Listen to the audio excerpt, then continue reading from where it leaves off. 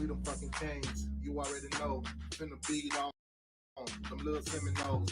Send them back home with a big L. Miami 3-0, Clemson next, oh well. They came to Paul Gable, and we gave them hell. They off where it's at, no one can tell. Kings finna ball, running back too. Oh shit, black man, we just sacked you.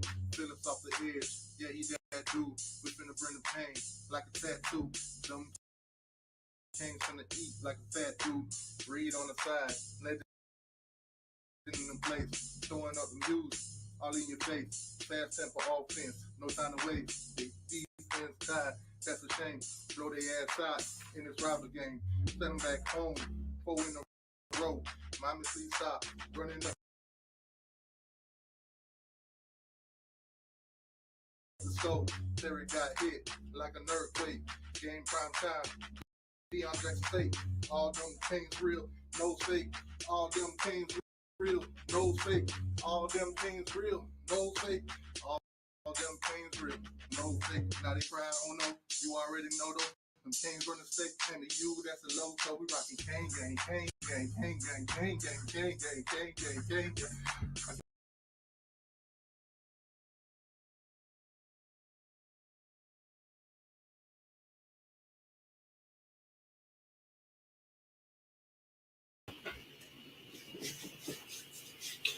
Hammer gang! Cause we always hit the nail on the head. So check this out, my Miami Hurricane fans. Y'all already know what time it is. Y'all already know what week it is. It's going down Saturday, 7:30, prime time, ABC for most of you. But me, I'll be in the stadium. I will be in the stadium. So if anybody there, you see me, say what up, I'm friendly, man. I'm friendly. What's going on? Let me see who we got here. All right. What's going on? Get down. How you doing, boss? VT in the building. Go Hurricanes. The other two. What's going on? What's going on, Bob? How you doing, boss? Junior and the big dog. Let's go. What's going on, boss? What's going on? Oh, man. Daniel Rivera, what's going on with you? Here we got Dylan. How you doing, boss? See, let me see. Okay, you got Pope in here. He talking about gold nose. Take the rest off at the end. No.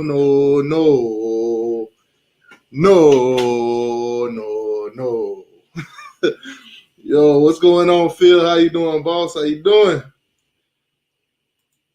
He said we ain't quite. Oh man. All right. So as you guys already know, man, what's going on, Yella? How you doing, boss? Jalen in the building. What's good with you, Jalen? What's good with you, man? What's good? All right. So as you guys already know, man, the most important week of college football, even more important than the national championship. Well, not unless Miami's playing in the national championship, but most important week on our schedule. It is what it is. Now, be honest with you, I think Florida State don't want no smoke. They don't want no smoke. They don't want none of that there. They don't want no smoke. No smoke. I see we got score predictions already popping up in the chat. Wayne says that's going to be 27-13. You're being a little generous with that score, man. I've been seeing some way bigger numbers, especially if you're talking about Miami, when I've been seeing it going up into the 40s. I even see some 55s. Man, people have been throwing them scores out. Now, what I can say is I haven't seen not one person predict Florida State to win this game. Not one single person. See, there they go. What's going on with you, Rose? Y'all ain't playing the national championship no time soon. We'll just have to wait and see on that. We'll see. There we go. 49-21 Canes. 4 in a row. We'll take that. 4 in a row. 45. Oh, man. 45-24. What's going on with your J Play? Hammer gang. Because we always hit that nail on the head. Oh, man. 27-24. Florida State wins by a field goal. Bro, haven't you seen wide right and wide left? Y'all ain't favored by no field goals no time soon, man. Nah, but FSU ain't winning this game, bro. Get it out your mind. You know, it ain't happening. It ain't happening. Y'all ain't got enough weapons on offense to get it done. Y'all defense is in a shamble. Come on, man. Florida State, y'all looked so terrible against Georgia Tech that it has led us to do nothing but sleep on you guys. It's hard for us not to sleep on you guys watching that performance that you guys put out against Georgia Tech. Nah, some of y'all gonna say, oh, y'all lost to Georgia Tech the last 2 years. Y'all ain't got no room to talk. It's a whole different year. We a whole different team. Like, even last week, the Louisville game, we was not expected to win that game. Most of the games on our schedule has been flipped. Florida State was before we played Louisville, Florida State was a 76% win on the win bracket against Miami. As soon as we beat Louisville, ESPN switched up. Now it's 56 Miami. So you got to pay attention. Oh, man, we got Yellow with the $2 donation. With a $3 donation. Pete and Mark was dissing the chain, bro. Clown. Who is Pete and Mark? Who is Pete and Mark? Who is Pete and Mark? They dissing the chain. I need a new chain, by the way. You know, that new one they got, that beautiful one. I will have this on at the game, man. Every time the turnovers come on, I will be out there. Hold on. See, you know, you gotta be out there, man. Gonna be throwing up them U's, man. Gonna be throwing up them U's out there, man. Gonna be throwing them. Oh, hold on, Teacher Y. What you doing, man? You know, you gotta throw up the U's, man. Let them know. I will be game ready. Got these bad babies, man. They going with me. Let's go. And I'm gonna bring my banner with me, man. I'm gonna fly the banner down there. For all the Hurricanes down, let them know, man. Hey, they in our city. They about to come to Coral Gables and get smacked. Straight smacked. Let me see where we at. Oh, Yellow, man. That's a touchdown for the channel right there. See, we already scoring on FSU already. We up 7-0 already. Thank you for the $3 donation, boss. Appreciate that. Go Canes. We already up 7-0. We might score 100 on y'all tonight, man.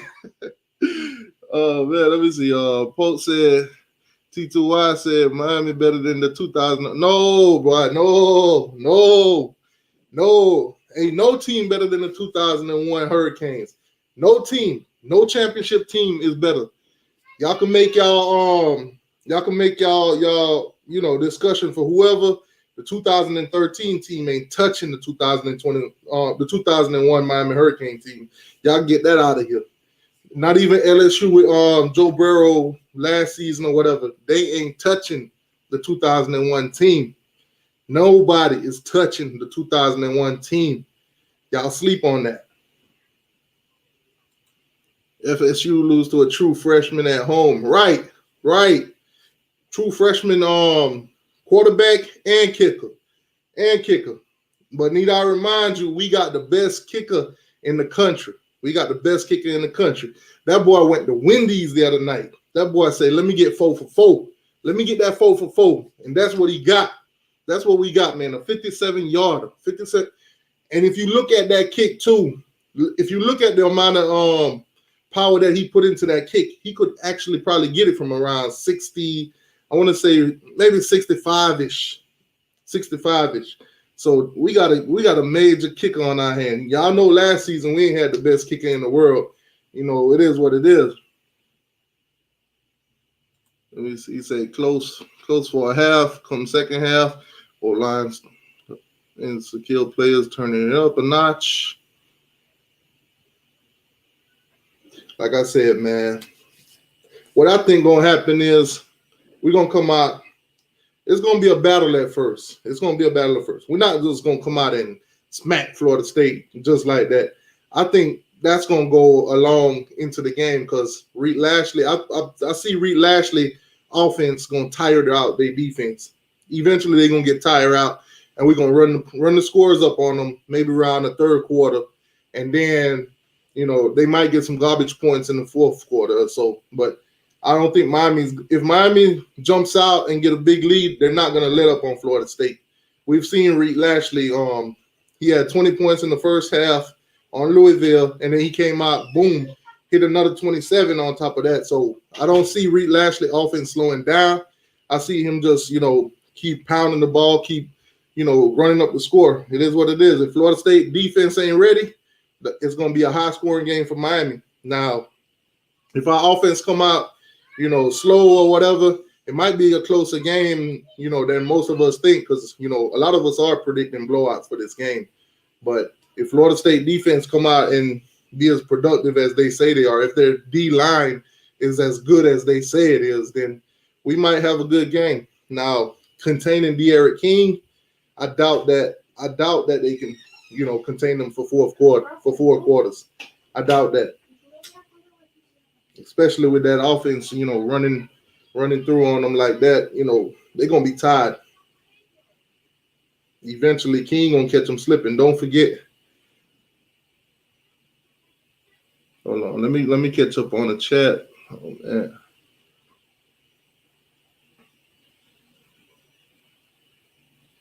He said FSU ain't wounded, they dead in the water. Oh my God, man. Oh man. All right, we sleeping, man. I'm sorry. I'm sorry. I don't see Miami losing this game in no way, shape, or form. Nowhere. After we get done with them, trust me, I don't see Miami losing this game at all. This is going to be 4 in a row. Florida State, y'all got to start coming up following us, man. I know we big brother and everything, but y'all got to stop following us. Now, I seen a picture early on in the week with what's his name? Marvin Wilson of Florida State. You got a Florida State hammer. So I'm looking at this thing like, bro, really? Really? That's what we doing now? First, y'all followed us when we got the turnover chain and we got your turnover purse. Now y'all trying to follow us and get a hammer too? Dang. What else y'all want, man? Can't we have our own? Why y'all always want to try to swagger jack, bro? Get your own swag. Get your own swag. Come on, man. Be like the Florida Gators. Leave us alone. It said Pete, Pigskin Pete and Mark, they talking trash about our turnover chain, saying it's fake and it's a gimmick. Man, who is Mark Rogers' team? Who is Mark Rogers' team? Because I see Mark Rogers does a lot of Miami Hurricane stuff, but who is his team? Because I see him do a lot of Miami Hurricane stuff, but I see him do other teams too. And I see he got a lot of helmets and everything, different in the background.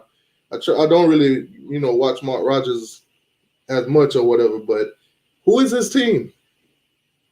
Talking about a gimmick. Come on, bro. You know how many recruits love that chain? I ain't got nothing to say to Mark Rogers and Pigskin Pete. I'm gonna try to get Pigskin Pete on the show the week when we play Clemson. I'm gonna try to get him after we play Clemson. I mean, hopefully we beat Clemson. I mean, that's gonna be a long shot, but I'm gonna try to have him on the show either way. Hold on, where I'm at.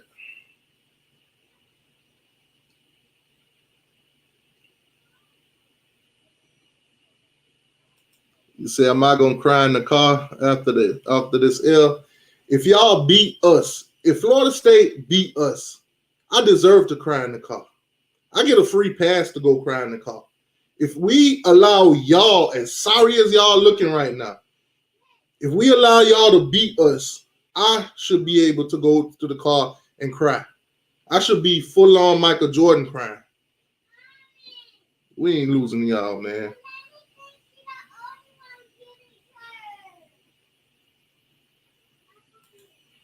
Okay, you say I'm delusional for thinking he's the best kicker. Who's the best kicker then, Rose? Let me know. Let me know who's the best kicker. 95 Nebraska team got a legitimate argument for best. Get out of here, Slim. 2001, man. Get out of here. I don't even want to read the rest of that. Get out of here. Oh, man. Slim said, I think the first half will be closed. After that, y'all might pull away. Oh, no. Sergeant AR10. I said Slim. My bad. Sergeant AR10. Thank you for the $5 donation. Sergeant AR10, he said he think the first half going to be close, just like I thought. And after that, we're going to pull away. That's Sergeant AR10. He's a Georgia Bulldogs. He's going Miami. He's going Miami on this one. That's a touchdown for the channel. Thank you for that. Really appreciate that, boss. That's another Miami Hurricane touchdown. We up 14-0 already. And we ain't even start to play yet. Come on, Florida State. We finna beat the brakes off y'all, man. I ain't feel it. Bro, I have never felt this much like confidence going into a game against Florida State. Knowing this, a rivalry and everything like that, I've never felt this confident. I'm praying to God they don't let me down this weekend, man. But I'm confident that we're gonna beat them. Oh, you say Mark Rogers is an Ohio State fan? Of course. See, that's why he's talking about the chain and it's a gimmick and stuff like that. Man, you say Mark Rogers is a closet hater. Yeah, he loved the Canes.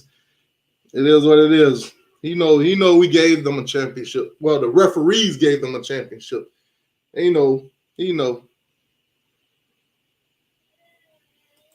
Nah, they saying his team is Michigan. Ah, dang. Hey, I don't know who his team now there. Now he's saying Notre Dame. Forget it. Don't tell me he's a what you call it? He's a bandwagonist. I mean, it is what it is. He said, Sergeant AR, you got to be trolling. He ain't trolling, bro. Everybody, the whole world, the whole country can see it. Everybody knows that Miami's going to win this game. Everybody sees that. Only person that could beat Miami is Miami. That's it. Florida State, y'all, this ain't y'all year, bro. This ain't y'all year.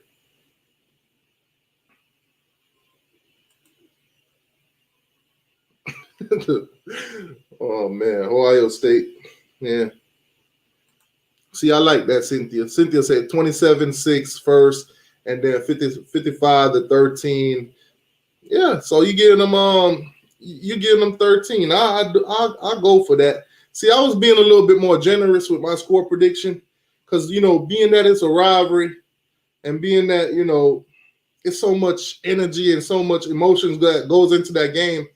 I was saying Miami 42, Florida State 28. I was going to give them that much, but when I think about it, I can't see Florida State scoring 28 points. I can't see it. I can't see them get 4 touchdowns.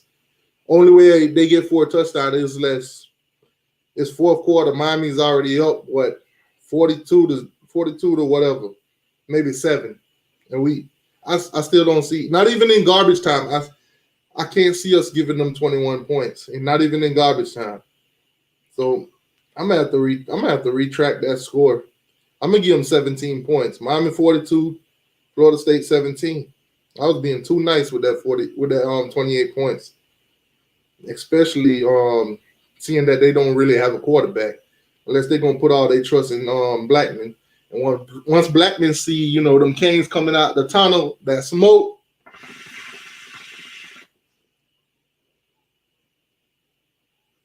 Once they come out that smoke, it's a wrap. That boy gonna be trembling in his pants. I'm telling you. I'm looking for Roche to come off the end, break through their D-line like it's nothing. Break through their offensive line, I'm sorry, like it's nothing. I'm looking for Phillips to have a good day. Now, hopefully Florida State don't come out there with that bull that Louisville came out there with, holding every play they holding, referees not calling it. When you look back at replays and stuff, you see how hard they was holding on Jalen Phillips, and he still was, disrupting the back room and stuff like that. back backfield. So hopefully Florida State don't come out there with that holding, because I don't think they're gonna let them get away with that, especially with Ed Reed on the side. We got Pope with the $5 donation. Say UM got that midget going. Oh man. Oh man. He talking about Derek King, man. Hey man, $5 donation for Pope. Thank you, boss. That's a touchdown for the channel. We scoring on y'all. That's a 20. We up 21-0 already. Courtesy of a Florida State fan. It's going, trust me, bro. Derek King is going to have a tremendous night against Florida State. Y'all going to be so tired trying to contain this, man. Y'all, the middle of y'all field going to be open by the third quarter.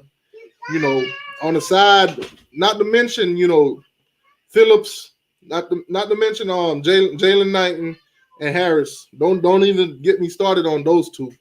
And if Chaney have a breakout run, don't even get me started on our running backs. Now, my main concern for Miami, is our wide receivers. Who's gonna have that dominant night? Who's gonna show up and show out? Because I got confident that Will Mallory and Reverend Jordan gonna show up. I have confidence that they're gonna play their game, to their full potential that night. But who's gonna be our wide receiver to take it to the next level, to be top notch? Who's gonna have that breakout night?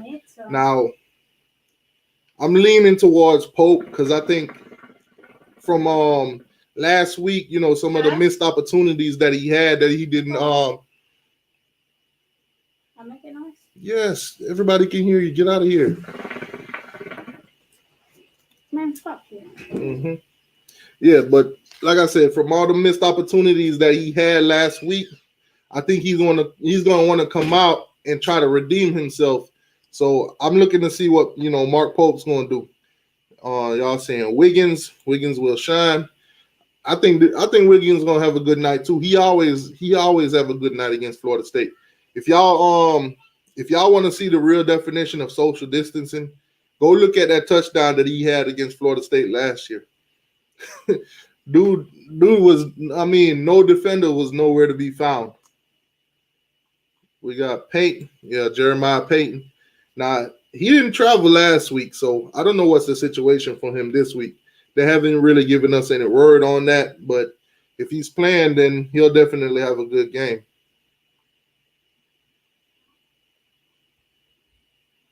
You say, I'm going to be sitting down for the rest. Come on, man. Come on. I'm going to be standing up the whole game. Speaking of the game, on Sunday, I will. Where is it? Where did I put it? Here it is. On Sunday, I will have footage for y'all from, inside the stadium and everything like that. Not just with my phone, but, I do got the camera shades. You can see the little camera in the middle. Yeah, I will be wearing these. They record up to like 2 hours. So while I'm in the stadium, I'll turn them on. So when we go live Sunday at 4 p.m., I'll play the footage so you guys can, basically see the experience. About 2 hours. 2 hours. Well, we won't watch 2 hours. We're not gonna sit there and watch me walk up some stairs and stuff like that. We're gonna get to the part where it's about the football game in the stands, the whole experience, man. But especially it's gonna be a different experience with this whole COVID-19 thing. So yeah, I'll play some of that on Sunday. You said Peyton had COVID, so he didn't play against Louisville, so he might not play against Florida State either. So, we might not have Peyton. And then 863 say he think he's cleared. We'll see. Come game time, we'll see if we have him or not. You said 13K is empty. Wait, who? Oh, he said, "Oh, stadium is going to be empty." Well, from what I'm hearing, there's only 200 tickets left, and that was this morning. So I doubt that any of those tickets are even still available. But 13K, the fans will be there.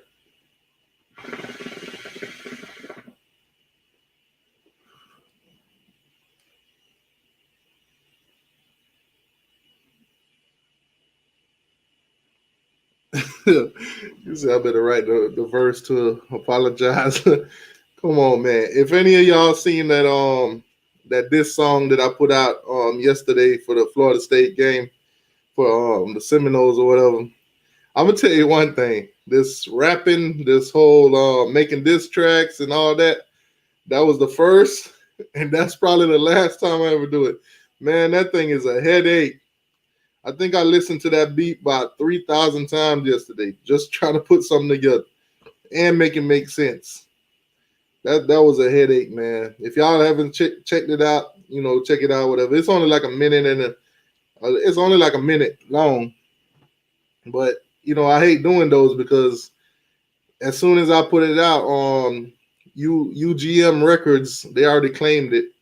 They already throw the copyrights on it. So I'm like, I don't really care. I didn't monetize it anyway. I wasn't trying to make no money off of it.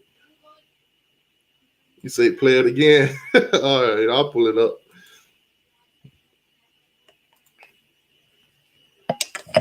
Hopefully this computer don't be acting slow right now because my kids they watching a movie at the moment. They streaming a movie, so hopefully it don't be acting slow when I share videos and stuff like that. Sometimes it does that.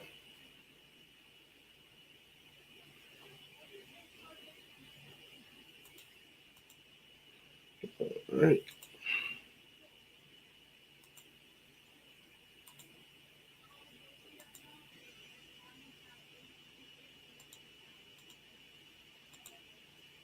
Freedom fucking Kings, you already know. Finna be on them little Seminoles. Send them back home with a big L. Miami 3-0, Clemson next, oh well. They came to Paul Gable and we gave them hell. They off of where it's at, no one can tell. Kings from the ball, running back too. Oh shit, black man, we just sacked you. Phillips off the ears, yeah, he that dude. We finna bring the pain like a tattoo. Them Kings finna eat like a fat dude. Read on the side, legend in the place, throwing up the views, all in your face. Fast tempo offense, no time to waste. They defense tied, that's a shame. Blow their ass out in this rivalry game. Send them back home, 4 in a row. Miami Sleep stop, running up the scope. Terry got hit like a earthquake. Game prime time, Deion Jackson State. All them Kings real, no fake. All them Kings real, no fake. All them Kings real, no fake.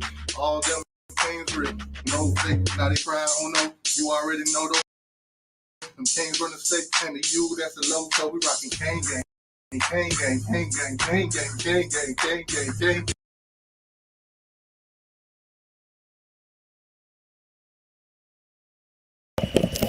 Yeah, like I said, my kids they streaming a movie right now, so when I try to share stuff, especially videos, it's kind of buffering or whatever. Yeah, I don't know why I got them on Disney Plus. I don't know why I did that. Now all they want to do is stream movies off Disney. But anyways, like I'm saying, man, back to the game. I got a question for Miami Hurricane fans. I mean, Florida State fans, y'all can answer to, or anybody from any college team on here. Who who on Florida State? Who on Florida State team should Miami really be worried about this weekend? Really, really, who should we be worried about this weekend?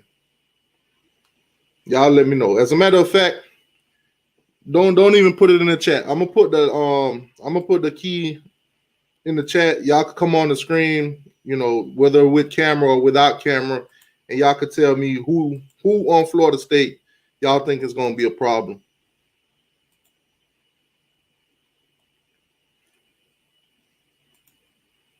Also, while you come on, you can also let me know who who y'all think it's going to be on the defensive side of the ball? That's going to be the breakout player for Miami. And on the offensive side, who's going to be the breakout player for Miami against Florida State? Now, 247K say, let me ask you something, T2Y. You and Paul on good terms. Me and Paul, that since that day that stuff happened, all of that's been squashed. Even I still watch Paul. I'm still subscribed to Paul. You know, I'm still subscribed to Paul and everything. I don't have no animosity for Paul. We talked about it, me, him, and on Brad. It was all a big misunderstanding. That's all behind us. You know, big up to Paul. You know, he doing his thing, man. Okay, so we got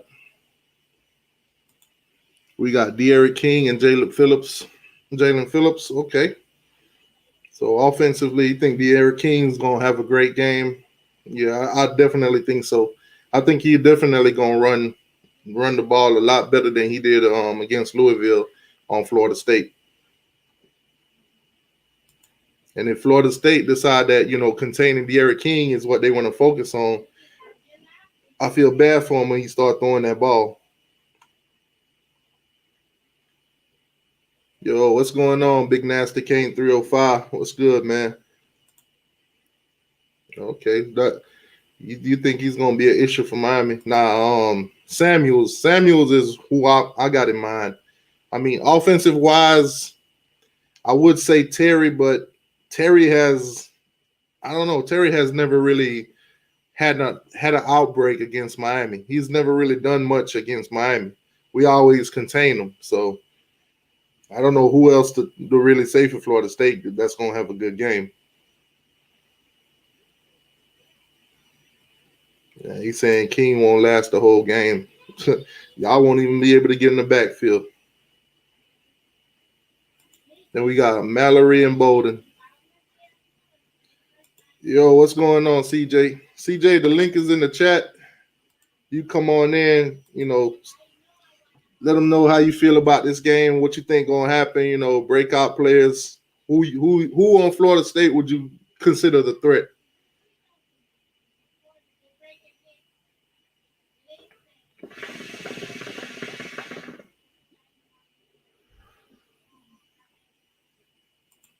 Brevin Jordan, breakout player for the offense. Okay.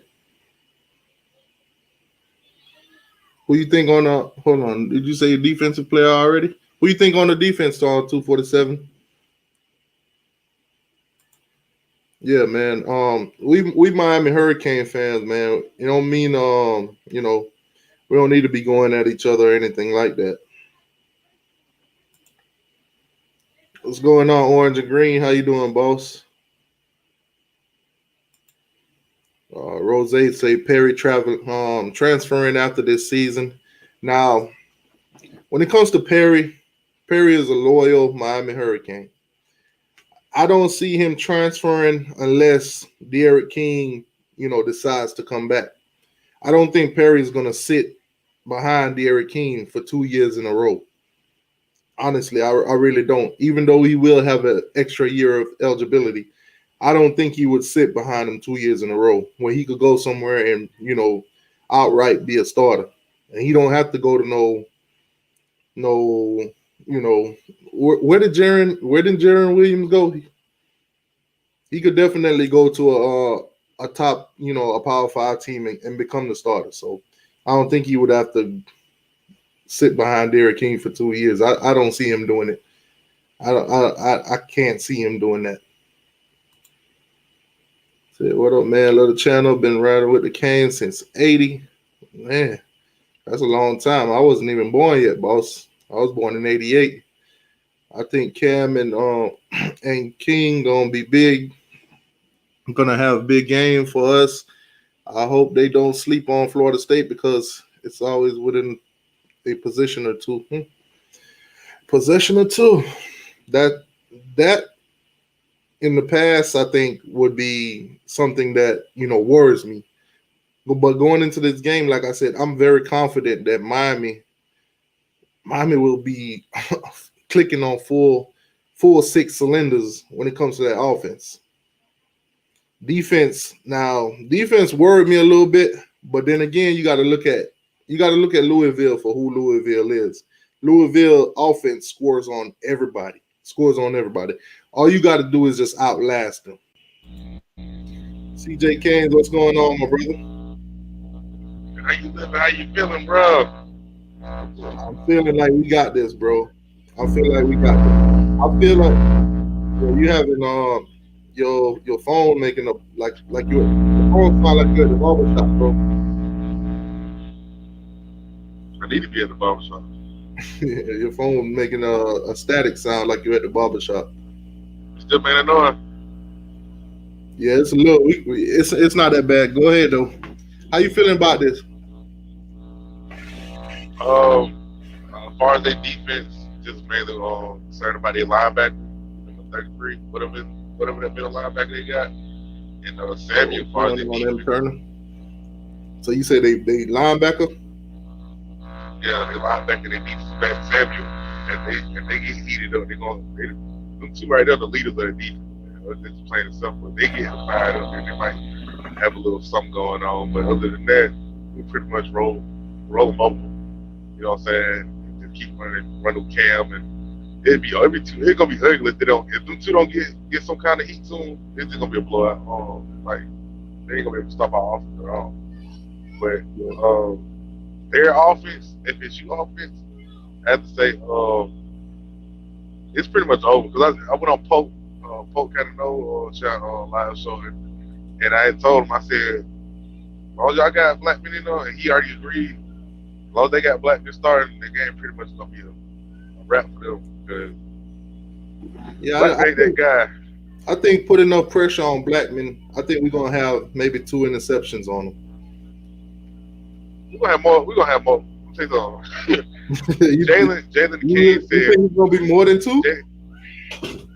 man, you see how Blackman play, man. Stop playing. But Jalen the King said we ain't gonna have no more than 3 turnovers, interceptions, I guess, or whatever. But I told him, as long as Blackman is their quarterback, he's gonna turn that ball over more than 3 times. I'm just gonna be honest with you. You saw when we played the guitar on his leg and everything. You know, everybody don't seen all that already. But it's gonna be a lot more turnovers than just 3. Watch out for that turnover check. If remember, I told you, I said it was gonna be a fumble for the Louisville game, but it was an interception. But it was still by the same person. I told you that was gonna pick the ball off. Al Blaze Jr., my guy. Then it was a turnover by the end of the first half, was it not? By a fumble.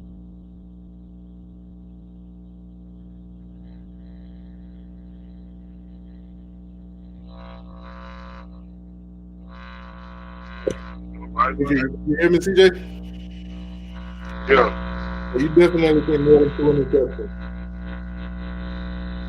How many times you think we're gonna see the turnover chain?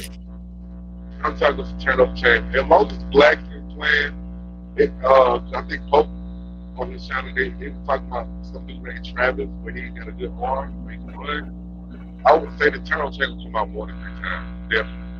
It's gonna definitely come out more than 3 times. Like it's gonna be ugly because the way Blackman is, like I told Pope, and Pope agreed, every time Blackman gets hit a lot of times, like he feels a lot of pressure, stuff like that, and he starts fussing, and he look like he needs some bull. Every time he look like that, his whole plan starts to go down the drain. Well, let me ask you this. So let's say Blackman do turn the ball over and they do bench him. What are you expecting from the second string quarterback? It's still gonna be. I mean, first of all, the guy is going on this is a rivalry game. You throwing him into a rivalry game.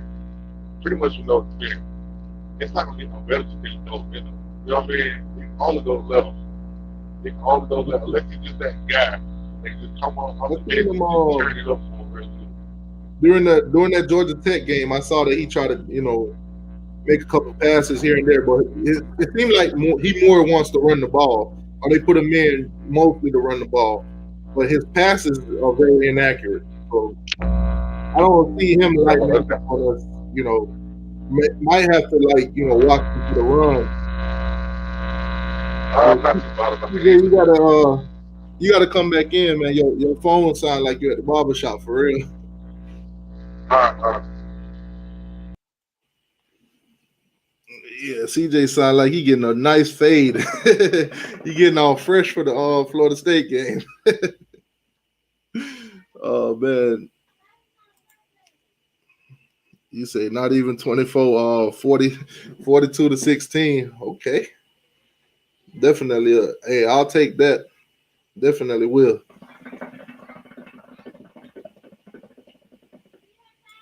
You say FSU will keep it simple and try to catch our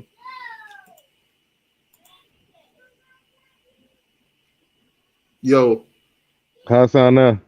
Oh, perfect, perfect. Man, Yeah, I had to charge in though. I just realized your, that. your barber must be done. Hey, let me tell you, I had the same barber for 12 years. But anyway, but yeah, like I was saying, man, they can throw whoever they want to throw out there, but at the end of the day, whoever they throw in behind Blackman has not had no experience. So at the end of the day, that dude that running the ball or whatever, he can keep running the ball, but you got to understand we have linemen for that, and we got great containers on the end. Phillips and Roche. We got great containers. Then we got Nestor inside in the middle with Ford or something like that. I mean, come on, like run. You can run it out. You can try. I mean, you can literally try. With the offensive line FSU has, you can literally try if you want to. But other than that, I doubt they'll make a difference. Sammy Yeah, was burned twice like, last year, like I but who said, cares? looking at our offense and defense, our defense gonna stop them. You know what I mean? Look at what Georgia Tech did to them. Our defense gonna stop them. I feel like now. Yeah, that what. Let me ask you this because this has been floating around all week. Blake, Blake,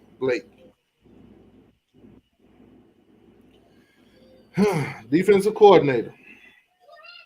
We have Right. a close game, or defense look terrible out there. What No. what's your take on him? Well, I've been saying a long time ago that they should have Manny Diaz should have went ahead and took that over. Period. I mean, I know Zoe very highly of him or whatnot, but at the end of the day, he hasn't really shown me nothing as far as a coordinator. I mean, when Manny started taking over last season, we looked way better. You know what I'm saying? Like with the 4-3, you got to go back to the 4-3. I understand this striker thing or whatever. Go back to the fundamentals and let them boys go fly and let them play. Because that's how they played in high school. So let them fly and play. Why not? It was easier like that. But now you got Blake calling these 3-4 dime, all this other stuff and whatever. You know what I'm saying? And I think that's really confusing some of them players. No, last week, Bubba Bolden had 11 tackles, 9 solos. One tackle for a loss. You think he's gonna have that kind of a performance against Florida State? I think Bowden finna ball. I've been believing Bowden when last season when he came in, man.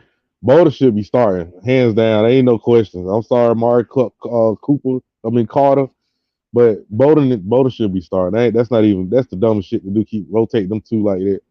Let Carter go to linebacker, middle linebacker, or whatever, or give him the second half or third or fourth quarter, something. But Bowden should be starting. There's no question about that. Are you Instant are you playmaker. saying you think Blackman gonna throw more than maybe two or more interceptions? Who you think gonna be the defensive player to come across those two interceptions or more? First of all, let me make this clear. It ain't just interceptions that Blackman gonna come up with now. He also gonna have some fumbles because he's You gonna gonna get hit in the come up that backfield way because of the fact too, is, yeah, he's gonna fumble too because the fact is he's known for getting sacked. So he's known for letting that ball go when he get hit. So he gonna have some fumbles included with them interceptions. It's gonna happen, and that's when they're gonna probably really pull that. When he start tanking like he normally do, that's when they're gonna pull him. But it's gonna be too late. They're gonna probably be like what late second, third quarter when we up too much. Like, come on, man. But huh? I'm gonna tell you, I'm gonna How go. they make Carter the striker. Yeah, I mean, I just Carter's know. Carter's a hard hitter, man. Them referees be on him, bro. They be on him. Every single thing he do, they trying to call a targeting. Yeah, but I tell you this: the reason I just say Bolden should be starting. I don't give a damn where he at. Say he got to be somewhere in that safety area somewhere. The buddy can play. Now Carter, he's a hard hitter, true enough. I ain't saying nothing about that. But you asked me about that fumble, who gonna get the first interception or turnover? Right. Okay, you know I'm rock with Al Blaze Jr. That been my guy since he got there. Period. I'm gonna say Al Blaze Jr. gonna do the thing as usual. If not him, Bubba Bolden, as far as interception or fumble recovery. Them two might gonna be my first two. Nobody ain't putting no faith in DJ Ivy. I didn't even be honest with you. I ain't got nothing to say about the guy. You know, Okay. got nothing to say about him. DJ Ivy. Okay. So we do got some faith in DJ Ivy, man. I ain't gonna lie to you. I mean, as long as he do his job, but I don't think he's that standout guy. You know, that real playmaker like Al Blaze Jr. or Bo Bolden. He's not that type of player. But I say them two gonna be the ones that gonna either get the first or second turnover. But as far as like the rest of them, I say Roche might get one, or Phillips, or even Nestor. I'm gonna still throw Nasty Nestor in there. I'm gonna throw him in there. I'm gonna definitely say them. But I don't know about Jennings. Jennings been pretty straight at linebacker though. I think Jennings been already pretty decent at linebacker. He ain't no standout, but he pretty decent. He got a sack last week too. Yeah, he pretty decent now. I get probably to do it. I just wish we still had C. Williams, dog. I still wish we had Christian Williams, bro. I just wish we still had him because he would have did some amazing things last game, man. I mean, even if he does transfer, you know, at least after the season. But then again, you know, when their mind is not, you know, there, and they do leave, it's probably best for the team because you know that could create some problems in the locker room. Well, you know what's called try to leave, but then he stayed. So I mean, it didn't hurt the team. So I just think he need to get his mind cleared and see what avenue he want to go because clearly we know he ain't been getting the playing time that he deserved. I mean, I understand people want to see more from him, but you can't see more from him when you only get 8 snaps a game. Let's be honest. Rose say Ivy played like he's wearing a neck brace, like he can't turn his head around to find the ball. I mean, do you think they're gonna address? Do you think Ivy has already addressed all that? You know, during practice. Let me tell you so. This is a whole new season. If he's still doing the same thing, it's not gonna change no time soon. Let's just put it like what it is. It's not gonna change no time soon. All right, now tough question. Who you think gonna give up? Who you think on our defense is gonna give up a big play? Ivy, no question. Okay, Ivy, no question. That's not even other than Ivy, because everybody Ivy right now because of the whole turn your head thing around. But who other than Ivy, who you think would give up a big play? But I would say between Bolden and Couch. The reason I say Bolden because he had a couple of plays I seen. He played pretty good game last game, but that's still Louisville.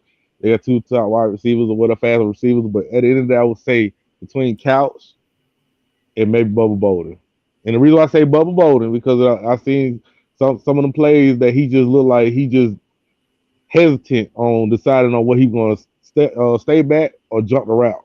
And that's why I think he's gonna get burnt maybe one time. It might be a little broken down play because we known for doing it. You know, we known for having a broke down play once now and then. You know, I can't get the name on the top of my off the top of my head right now, but King of Battle say 53. I'm sorry, 53.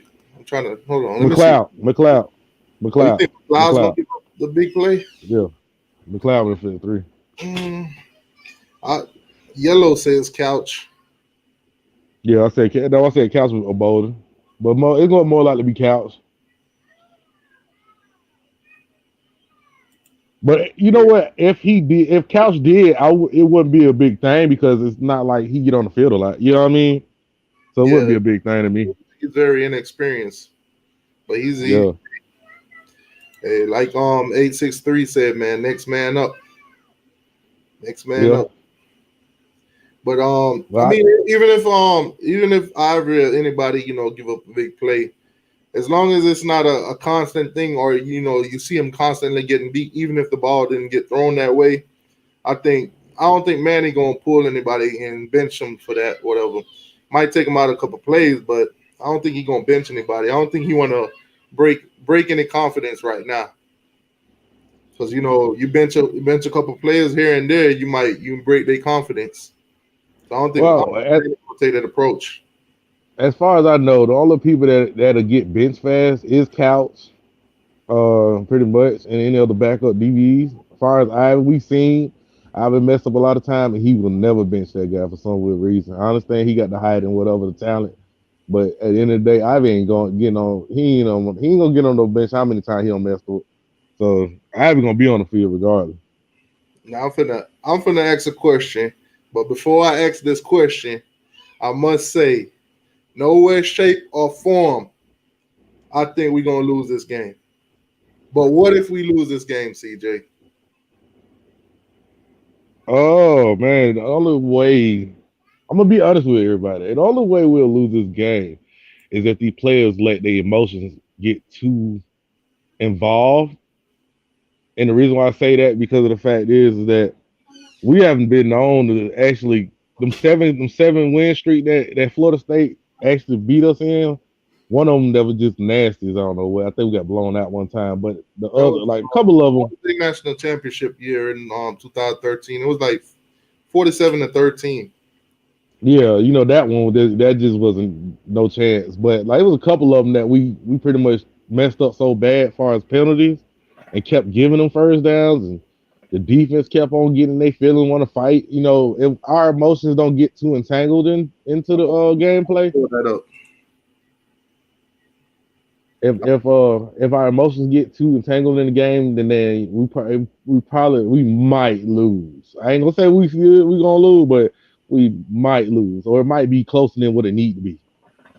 I'm put like that. But as far as losing, it's still I don't think I think Florida State gonna come out and probably score like the first drive or something like that because of the fact is we don't know what this play caller gonna play. I mean call because it's not Mike Norvell because Mike Norvell was calling the other games as far as the plays. But since they got a play caller, a different play caller this game, we they probably gonna shock us the first drive or something like that, or the first quarter, doing some crazy stuff. And they're gonna try everything in the book, even trick plays to get that touchdown. So I wouldn't be surprised they scored in the first drive or the first quarter. I wouldn't be surprised. That's part of the game. Hold on, let me make it a little bit bigger. All right, so you said the last, it didn't even get no bigger, but you said the last seven, the games that we did play them that they did win. The first one, 2010, that one was a blowout. That was on Right. 45-17. Then they win the Mm. next year, by 4 points. You see Then what I'm saying? they won the next one by 13. Then 2013, the year they won that championship was 41-14. So I gave them more Mm-hmm. points than they actually had. Then the year after that, they beat us by 4 points. Then they beat us on the Mm-hmm. next year by 5 Mm-hmm. and I one think one point game they would. 2016. Yeah, well, So that was 1 point. like they was blowing us out or anything. It's always close games. Mm-hmm. That's why I said, man, in them games that we lost by 4, 3, 1, it was a lot of emotions in them games, man, and we kept on letting our emotions get in the way rather than playing ball. That's why I said that's the only way we probably have a close game or lose the game. And let me highlight this for a lot of Florida State fans because a lot of them don't seem to know that Miami did beat them 47-0 before they beat us 47-0. So let me highlight that for y'all. On my birthday, well, I wasn't even born yet, but on September 19th, Miami beat Florida State 47-0. So a lot of Florida State fans love, oh, we beat y'all 47-0 one time. That was back in 97.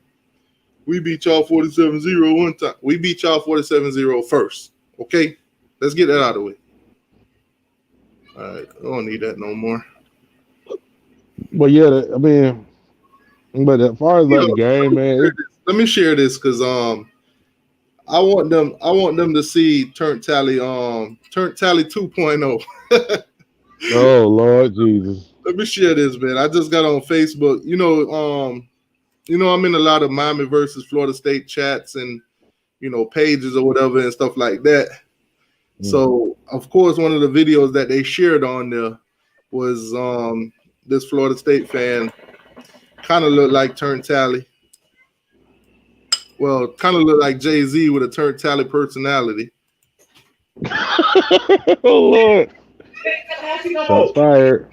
Chop City. You know who we got this week? The Tropical Depression. Another one. AKA we ain't won a championship in 30 years. Another one. We always living in the past. Another one. AKA we always bring up what we used to do. We know what we got to do this week. We know what we got to do to win the ball game this week. Our line must block this week. They won't. We came out in the first 6 minutes, looked like we was top 10 last week. Now all of a sudden the lightning came. We came out, no energy, playing like a daisical. Looking like last year. He ain't lying. We need James for those halftime speeches. Florida State, your brothers, your team, your heartbeat. We some dogs, we ain't no puppies. We can't. Hold on. We cannot have the same mistake we did last year. This ain't last year. Black men, get rid of the ball this week, boy. Get rid of it early. It's my quarterback. Have a time clock going in your head. 1 Mississippi, 2 Mississippi, 3 Mississippi. You got to get rid of that ball. You cannot hold on to that ball. Our line is not that strong for you to hold on to the ball that long. That rhyme, too. Ooh, I like that. Our line is not that strong for you to hold on to the ball that long. Bow. I don't know where the hell we get these linemen from. I don't know what the hell we asking them when we're recruiting them. But I think this is what we're saying in these lines. You ever played football? No, Do you like football? no, You want to play football? no. Great, you can be on our team. Let's get our running backs going, offensive line. Let's get a good push like we did the first 6 minutes of the game last week. We played very fantastic the first 6 minutes, and after that, it was back to last year. We must make the right adjustments when we need to. Our defense is being on the field too damn long because our offense can't get a rhythm and get nothing going. Special teams, hats off to you because last week you played great. My sleeper pick of the week is Warren Thompson. I'm telling you, he gonna step up this week. 7 catches, 110 yards, 2 touchdowns. I need you. No event. What I need from you is some adjustments. I want to see what you did for the offensive line this week. I want to see that. I want to see what y'all did with Blackman this week. Is he getting the ball a lot? Is he reading the defense? Are our wide receivers coming into play? Are they catching the ball in the first half? I want to see our running backs help out, chip one on the defensive end, come in the middle, boom, get on the defensive tackle, get Blackman an extra second to get the ball down the field. Our defense is on the field too damn long, and I can't have that. Because if we're on the field too damn long, we're going to get tired, and that's when we start doing mental lapses and stupid mistakes. This is a new season, and we need to start acting like it. The tropical depression will come in and try to rain on us. That's the category 1. We can get out of that. I know we're a better team than what everybody think we are. They got us ranked number 15 in the ACC. That's disrespectful. If you like what you see, hit the share button. Like, subscribe, comment. I don't like what I see or what I heard, but go ahead though. Trash. Hold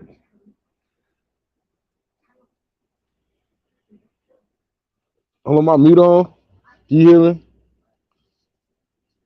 Is my mute on? Hold on. Can y'all hear me? Hold on, I gotta go back out and come back in. Hold on.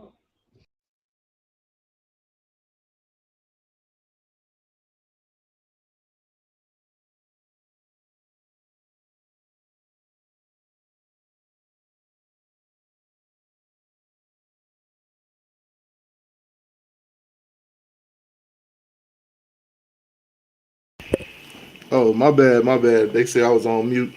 But yeah, like I said, man, that dude, that dude, he like a Turd Tally 2.0, man. But he kind of look like Jay Z, man. That's crazy.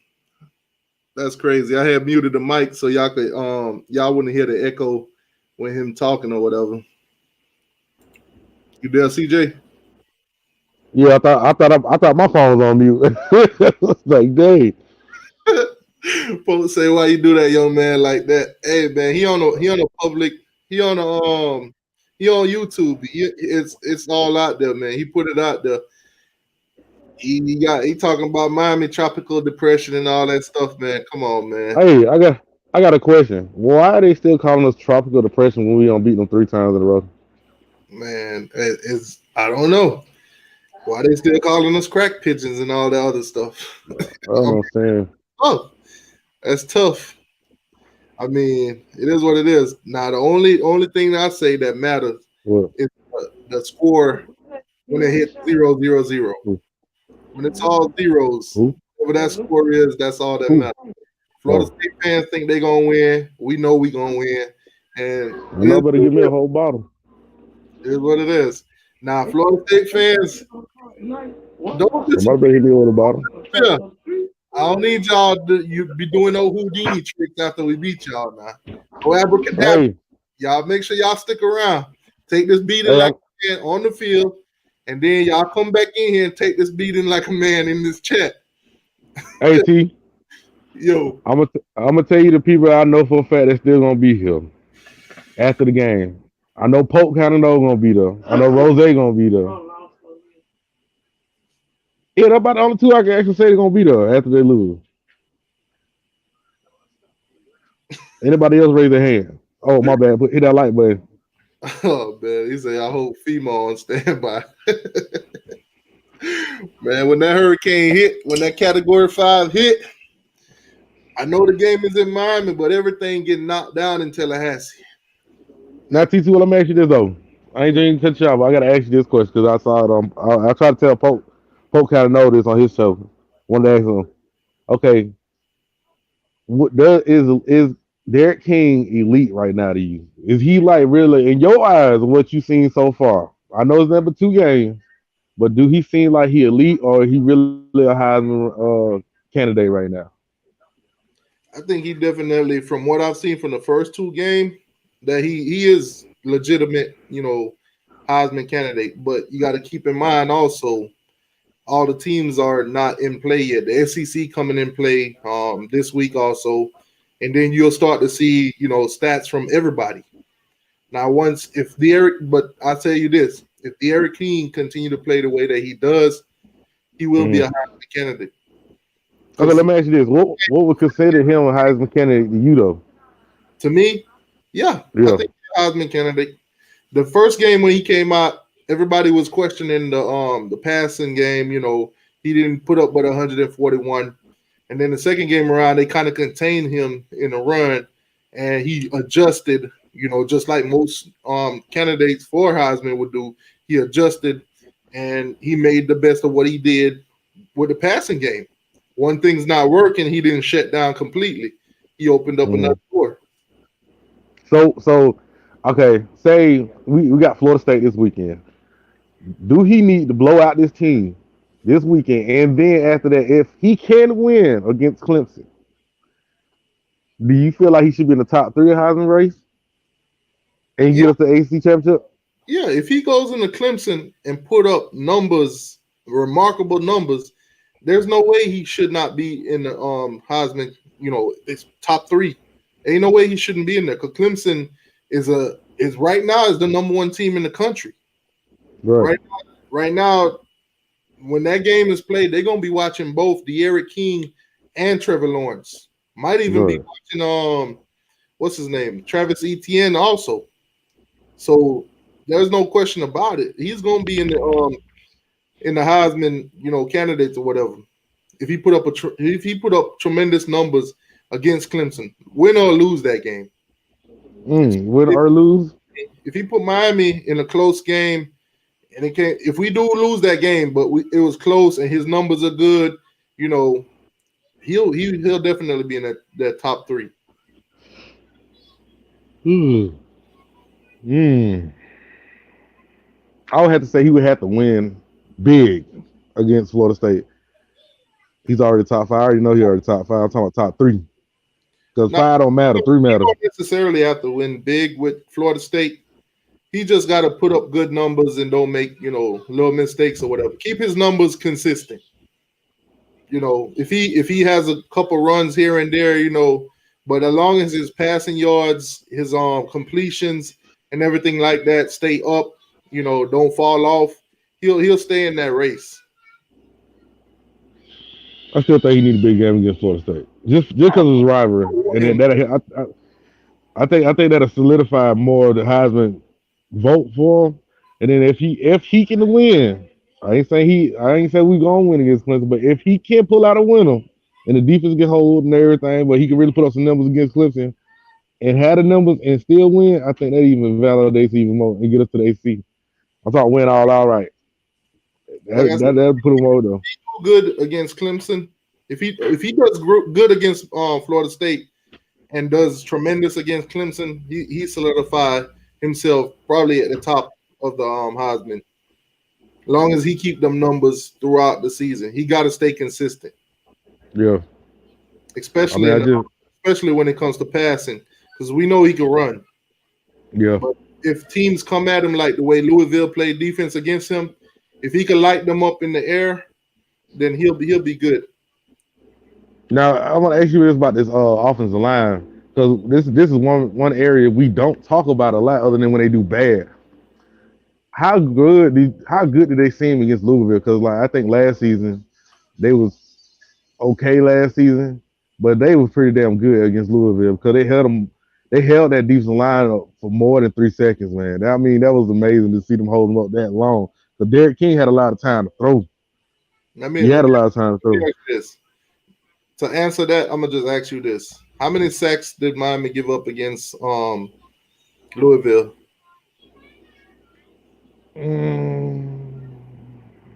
If I'm not remember. If I'm not mistaken, I think it was 1.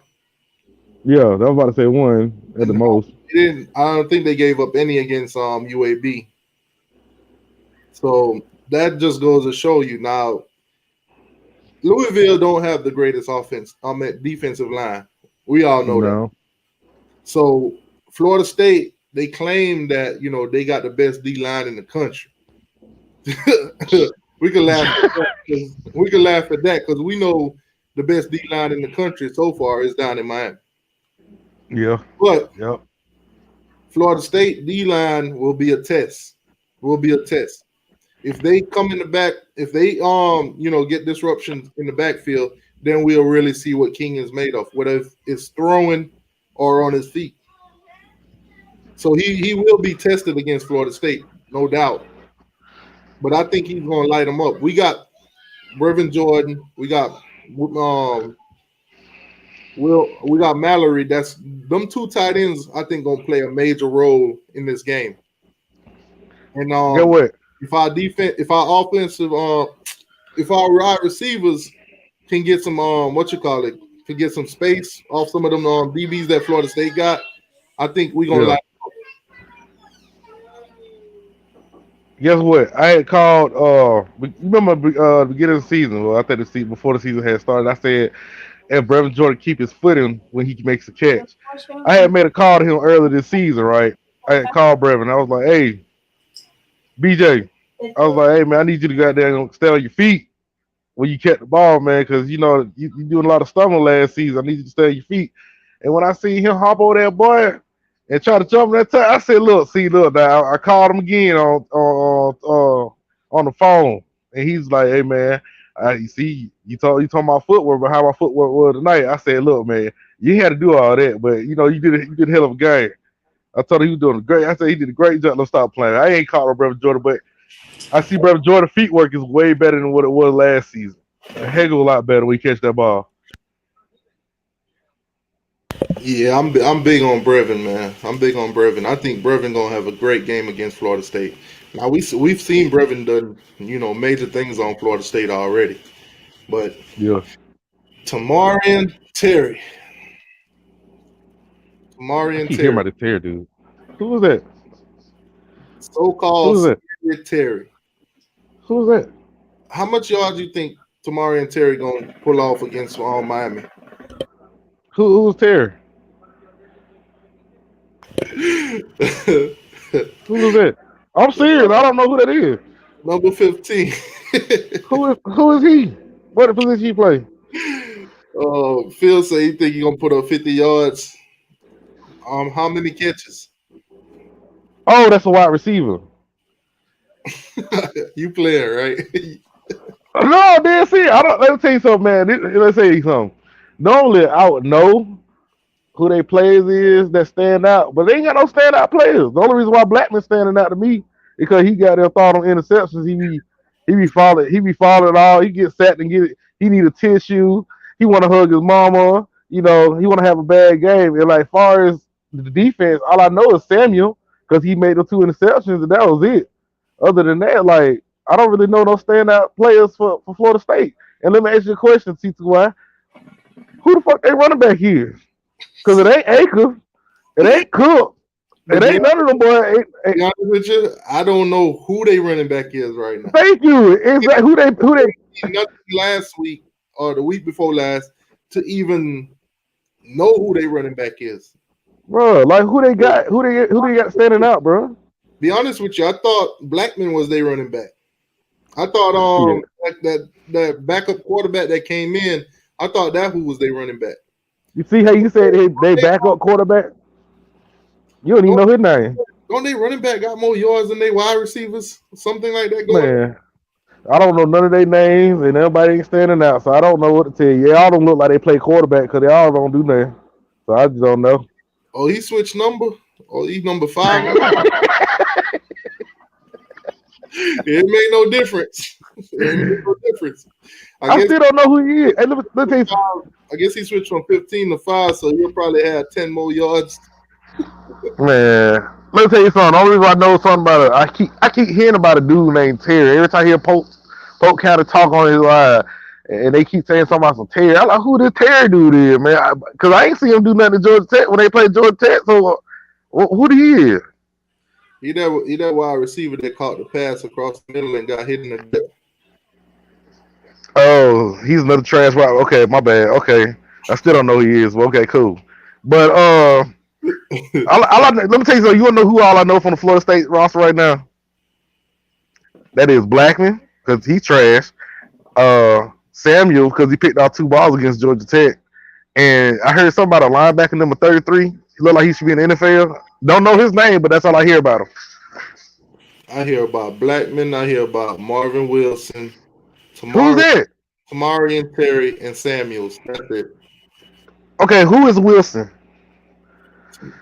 I guess that's their D tackle or overrated if you ask me, because I didn't see nothing to be impressed when I watched that Georgia Tech game.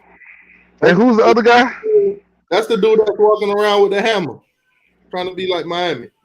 What hammer? I know they had a person. Well, Florida State got a hammer, bro. They got a hammer. You talking about the one from Walmart? Did you get for the kids? Somebody said he looked like a Dollar Tree Michael Pickney. So what? Somebody said he looked like a Dollar Tree Michael Pickney. Who was it? Around with the hammer. Marvin Wilson. Man, I don't know who that guy is, man. I really don't know, y'all. I'm not being funny, but I don't know who that guy is. And who the other guy you said? Besides, I know who Samuel is, but who the other guy you said? Who, Tamari and Terry? I mean, I really don't know who that is, but the other guy, I don't. Marvin Wilson, Blackman. Yeah. I think that was it. I think it was 3 of them, really. I mean, Florida State fans even know they ain't got nobody on that team for real. I mean, come on, man. Yeah, somebody said number 33. Who's that? Oh, that's the linebacker. Oh, what's his name? I don't know. Number 33. Okay, I mean, has he done anything? I mean, has he done anything for y'all? I mean, they don't have nobody on the team that really stands out for them.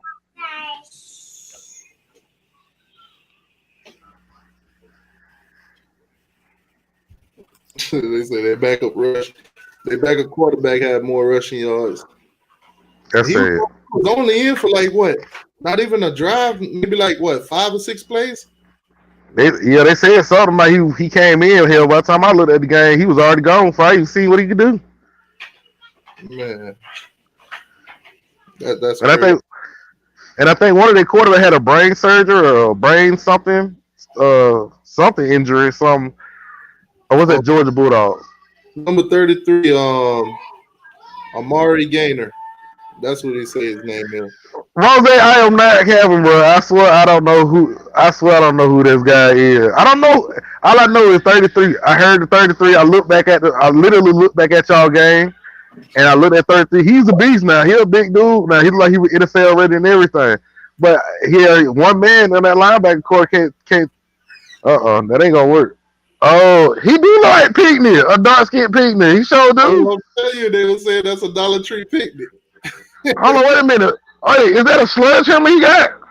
That's what I'm telling you, bro. That's a little baby hammer. You ain't see that big ass shit we got? Everything we do, they follow, man. You know they always been our little brothers, so you know they gotta follow it, man. Come on, man. They gotta follow it. Hey, we finna go outside. Then they go, hey, Mom, T2 Waffle go outside. Can I go outside too? Man, it don't make no sense, man. He look just like Pinkney. I mean, the beard and the haircut and everything. He look just like Pinkney, but just a dark skinned version. That's what they were saying. A Dollar Tree picnic. That boy walking around with the hammer, bro. First it was the purse. Now it's the hammer. Well, you know, they need something to latch on to because they sure ain't got shit going on in their team. I'm just gonna be honest with you. Can we have something of our own? No, that's never gonna exist.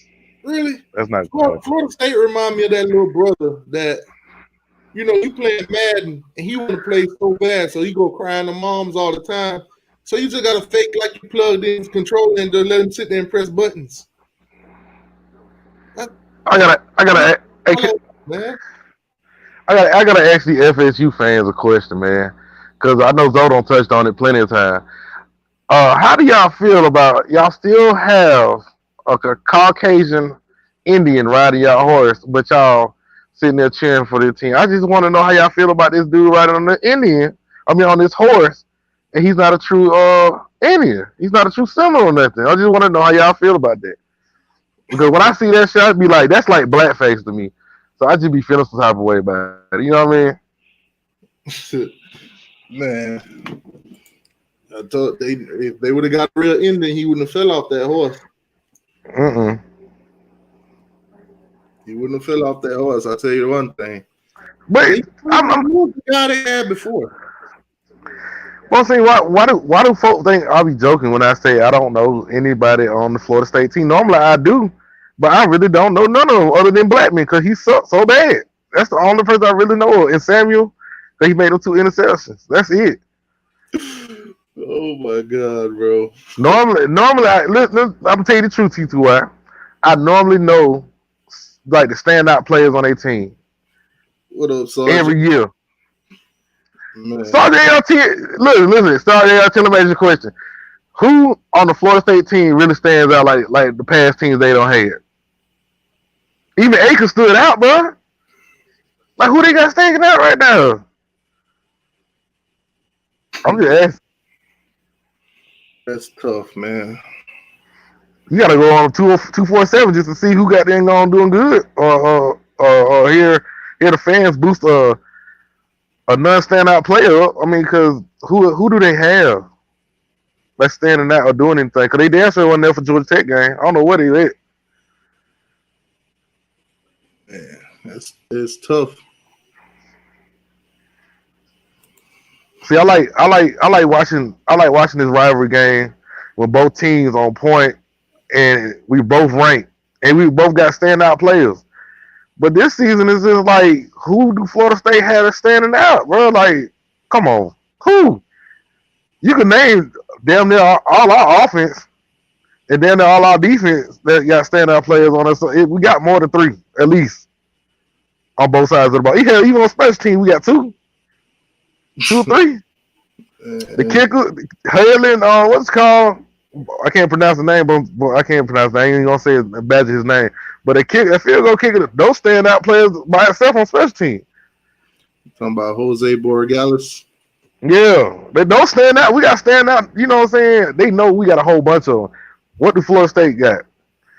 I just found out about Terry because you just said it. Wilson, I don't know. I just forgot that fast who he was. And Samuel, and that's it. Marvin Wilson. He said, that's number 21, the guy that snitched on Norvell. yeah. I mean, you know what? That's another reason. That you see, I knew somebody snitched on Marvell, but at the same time, I still didn't know the guy's name. Yeah, Florida and Florida State rivalry. That is a trash rivalry. Hey, Slim say you need to be a concussion protocol. You don't bump your head. I'm saying how Slim. Come on, Slim. Hey, Slim, come on, be for real now. Who on Florida State? Who on Florida State team that you really heard about for real? There's a bunch of names they throwing out there. I know the fans gonna throw them out there, but what I mean, if you look it up on ESPN, who name out there? They got Terry. They got Hilton. They got Wilson, Cooper, Gaynor, Samuels, Hanson, and Jake. I don't know none of them. I don't know. I only know Terry, Wilson, Gaynor, Samuels. The rest of them, Hanson don't know who that is. Jay don't know who that is. Cooper don't know who that is. And Hilton don't know who that is. I'm not being this thing about the Slim Shady. I'm not being disrespectful, but I really like they don't. I haven't seen. Dent is a transfer that they got. I do know who that is. Oh yeah, I know the transfer one, but I'm saying, I mean, other than those, like, bro, I didn't really know who the Terry and all them was, bro. I'm not joking. I'm dead serious. Oh, they didn't do nothing against Georgia Tech, and I watched that whole game, bro, and I didn't see none of them players show up other than Samuel.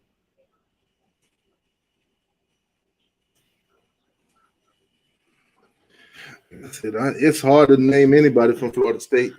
Y'all can call me the Black Skip Bayless all you want to, whatever. But I'm gonna just call it like I see it. I don't see it. I don't see no standout players. I don't. I got something for you, CJ. No disrespect though. I got this one just being honest. Just for you, CJ. This is just for you. Boy, right? Stop. Nah. Well, he should have stopped, but he didn't stop. So.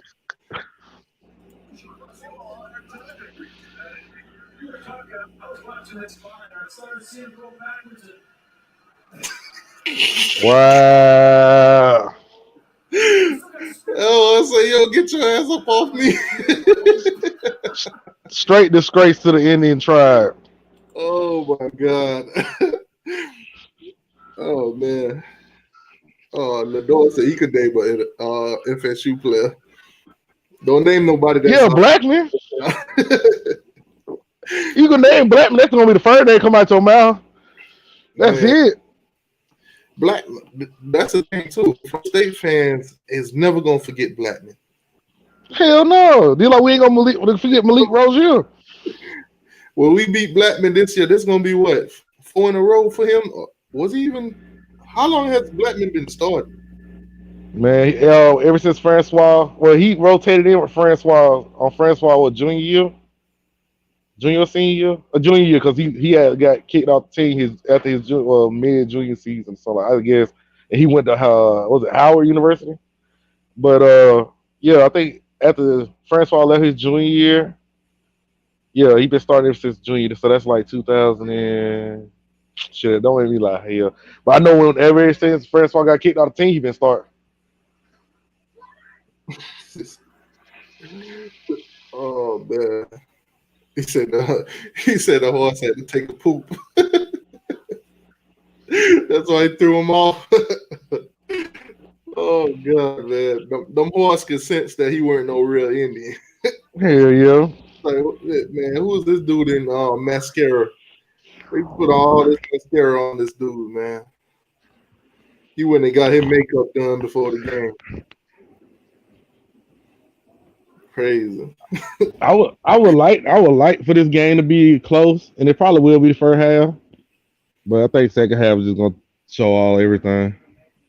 Oh man. 247 Sports. Let me share something from 247 Sports real quick. So what you think the game day traffic will have recruiting?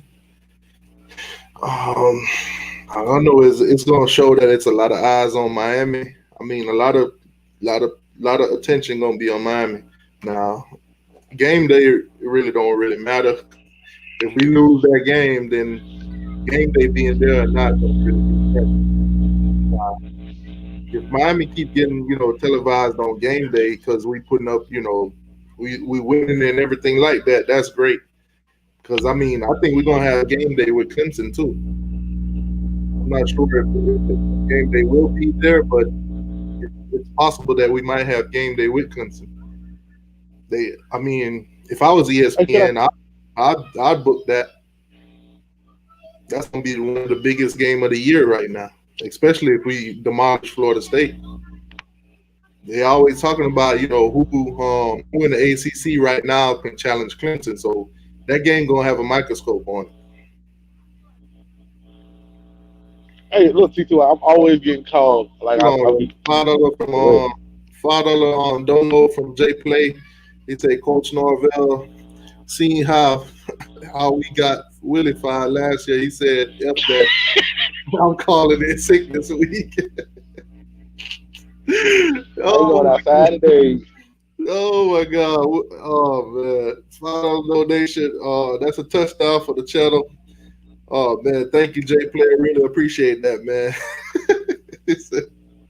Norvell, if you at the game or not, Norvell, you still gonna get fired.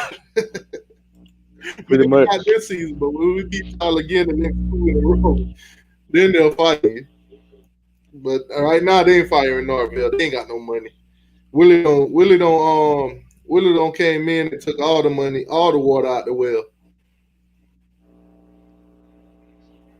Them boys. I'm gonna say this. They're at home getting paid right now. Pretty much drinking lemonade and shade. You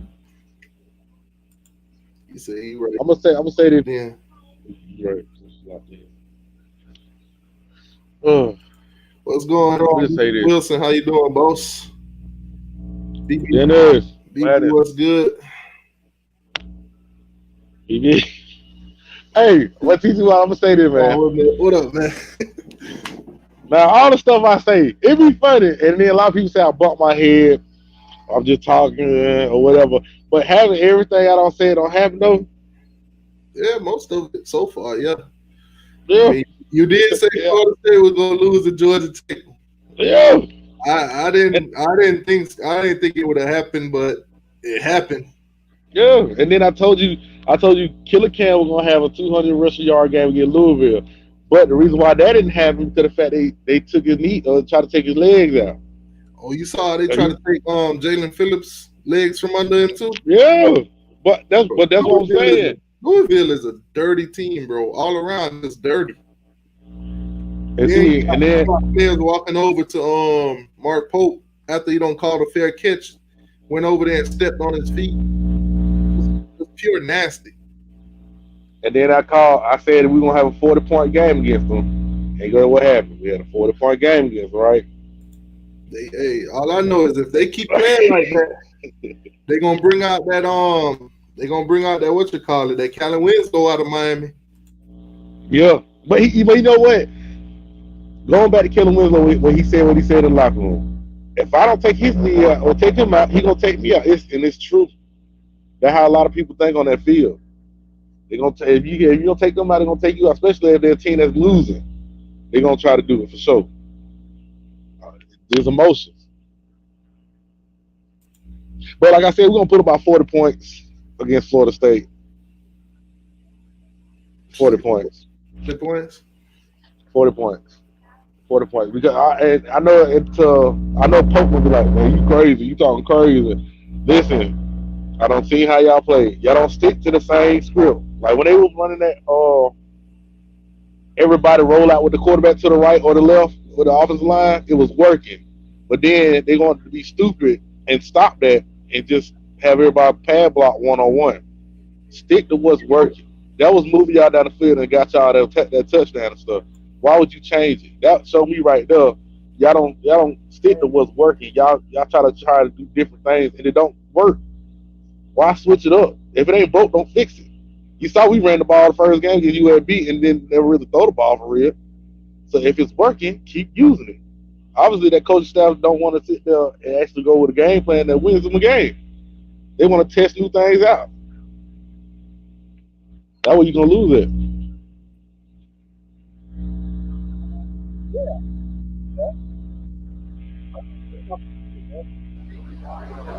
I don't give a flying, you know what, about a ball. I don't give a damn. He'd do the same thing to me. It's war. They don't give a freaking, you know what, about you. They will kill you. They're out there to kill you. So I'm gonna kill them. You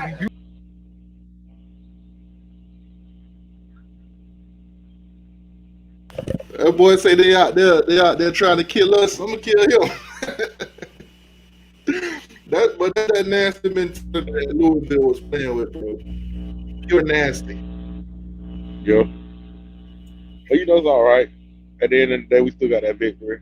And only the thing was one person really got hurt or got injured for real. I know Cam got hurt, injured too, but he know how to bounce back. Oh, yes, he talking to VT. I think VT talking to Sergeant AR-10. Falcons 0-2. Man, I got to talk about the Falcons too, because that's one of the NFL teams I do watch. That team will never win a Super Bowl as long as we got Arthur Blank. As long as they got Dimitroff as their GM. And I'm gonna leave it right there. I'm gonna leave it like. Hey, I ain't got much to say, man, but my Rams are 2-0, so it is what it is. I mean, that ain't gonna last long. I know a lot of the guys in the chat, they Dolphins fans, so it's a rough time for them right now. I watch them too. Yeah, I mean, I go to the Dolphins games every now and then. I ain't wearing no Dolphins stuff, but I go to their game every now and then too. They should give out the tickets for free. But go ahead. They should do like they did. They should do like they did us back in the days and gave away free tickets at Burger King when you bought a Waffle Meal. I heard a joke earlier, man. Somebody made a Dolphin joke. The dude was like, he came out to his car because he had left some Dolphin tickets on the seat. Somebody broke into his car and left 2 more. All right, we gotta start juggling the Dolphins now. Cause I still watch that team. That one team I do like that. I almost died laughing, bro. I died laughing. But you know, it was a Patriot man that did that. Yeah, you know, I already know. They rivals like it ain't nothing. When I saw it, I had to laugh. That joker said they broke in his car and left 2 more tickets. I was like, damn, bro, it's that bad. Oh my God. Man, what you expecting from the defense? You think we're gonna be aggressive? You think we blitz a lot, or play man or play zone? Oh shit! As far as you talking about aggressive on both sides of the ball, just defense. So you think we're gonna blitz heavy? We're gonna be blitz heavy? I think if Blake, we'll know the difference. Who's calling the defense between Manning and Diaz, number one. Because if we blitzing heavy, I know that's Manning. But if we kind of blitzing, I know that's Blake. Because I've been paying attention to that a lot. But the way Manning feels about this game, I believe we're gonna be blitzing. You think so? I think if we go out there and our D line getting past the offensive line with no problem, I think we might I think we might not be blitz happy. We'll just let the pocket collapse on Blackman and let him make mistakes and throw it. I mean, that'd be the best thing to do, to be honest with you, because we're bringing no pressure. I mean, especially if we go ahead and especially if we go ahead and have one linebacker come up through the A gap or the B gap, and had the other linebacker sit back and spy or something. That'll work too. Playing man, because I'm pretty sure we'll pick that ball off. It's gonna be picked off anyway. I don't care what. I don't care. We blitz or not blitz. We're gonna pick that ball off. You We're gonna think get Blake? kicked off turnover. Kane Gang said, "Do you think Blake is on the hot seat?" Definitely agree. I think we definitely need to see more from him. But as long as we keep winning and it's not total chaos on that defense, I think he'll still have a job. Well, this is since this is his second year, because I'm pretty sure his contract ain't long as Manning's. But it's his second year, man. And Nah, first year was just I ain't gonna say atrocious. 'Cause one it thing ain't I, like we one thing I can say about Manny is not afraid to pull that plug, especially when he Yeah. know his job of being in at risk. We Yeah. saw how quick Enos got up out of here. Well, Enos wasn't his homeboy either. He shouldn't even have coached that bowl game, to be honest with you.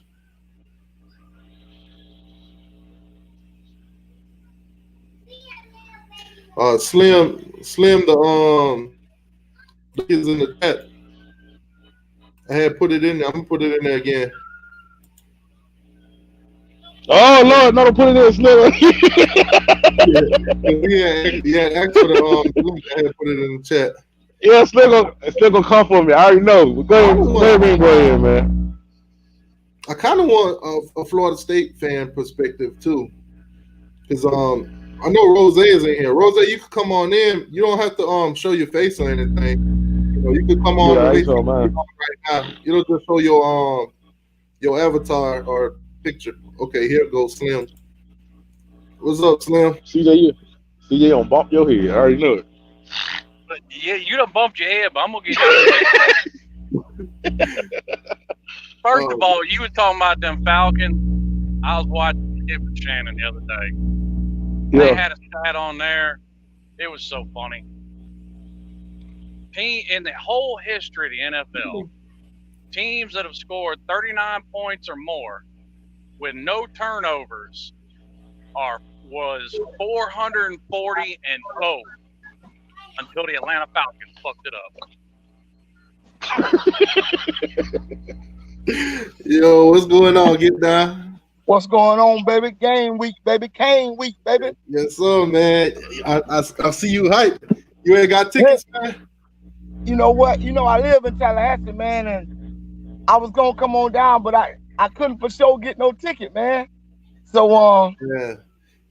I wish I would have knew that because my brother-in-law going with me because what happened is I bought tickets off StubHub, and with the whole change, flipping it to 7:30 and stuff, they gave me my money back, and now when I had to buy tickets again, I had to buy 2 instead of 1 because now they're not selling it, just 1 ticket. You got to buy 2 or more. Right. So I end up popping 2, but I'm taking my brother-in-law with me. But man, you see, he's not a Hurricane fan. He likes football, but he doesn't really have a team. Wow. Yeah, man. It's all good. I mean, man, you've been to one, you've been to them all, but I tell you what we're gonna do next year. We're gonna link up, man. You come up this way, I'm gonna roll out the red carpet. I got the ticket, I got everything, bro. I'm gonna make it a home game, and we're gonna take over dope when when the big time recruits get here next year, starting out with Alabama, but getting back to FSU, Miami, man, this game gonna come down to whoever can run the football, whoever can stop the run, and of course bringing out that turnover chain, baby. That's what it's gonna come down to. I ain't seen no running game from Florida State, so I'm pretty confident. All right, well, guess what? I just don't want to see one Saturday night that outrush us. I feel good about the game, but I don't got the big head because they lost to Georgia Tech. They had 14 days to sit there, wallow in it, hear about it, and they know how big this game is.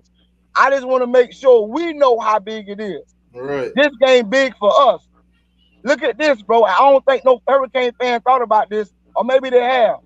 For 4 consecutive weeks, we're going to be on prime time. Right. UAB, Louisville, That's what I was talking. That's hey, what I was and talking about. Clemson. And watch this. It ain't time to talk about Clemson because we got to beat. Hey, it don't mean nothing if we lose to Florida State and then come back and beat Clemson. We got to beat Florida State Saturday night. Then we'll talk about the Giants. Then we'll talk about the impossible that we're gonna make possible. So, man, listen, I live in Tallahassee. I hate Florida State, bro. I mean, listen, I love your show. I'm tuned in. I'm locked in. I love the rap. You got your birthday dub. Now we're gonna give you another birthday dub hangover, baby. My girl, her birthday on Sunday. So Oh, really? A win on Saturday will be a celebration, man. We'll bring it over into the Sunday. Hey, we celebrating. We doing it big, man.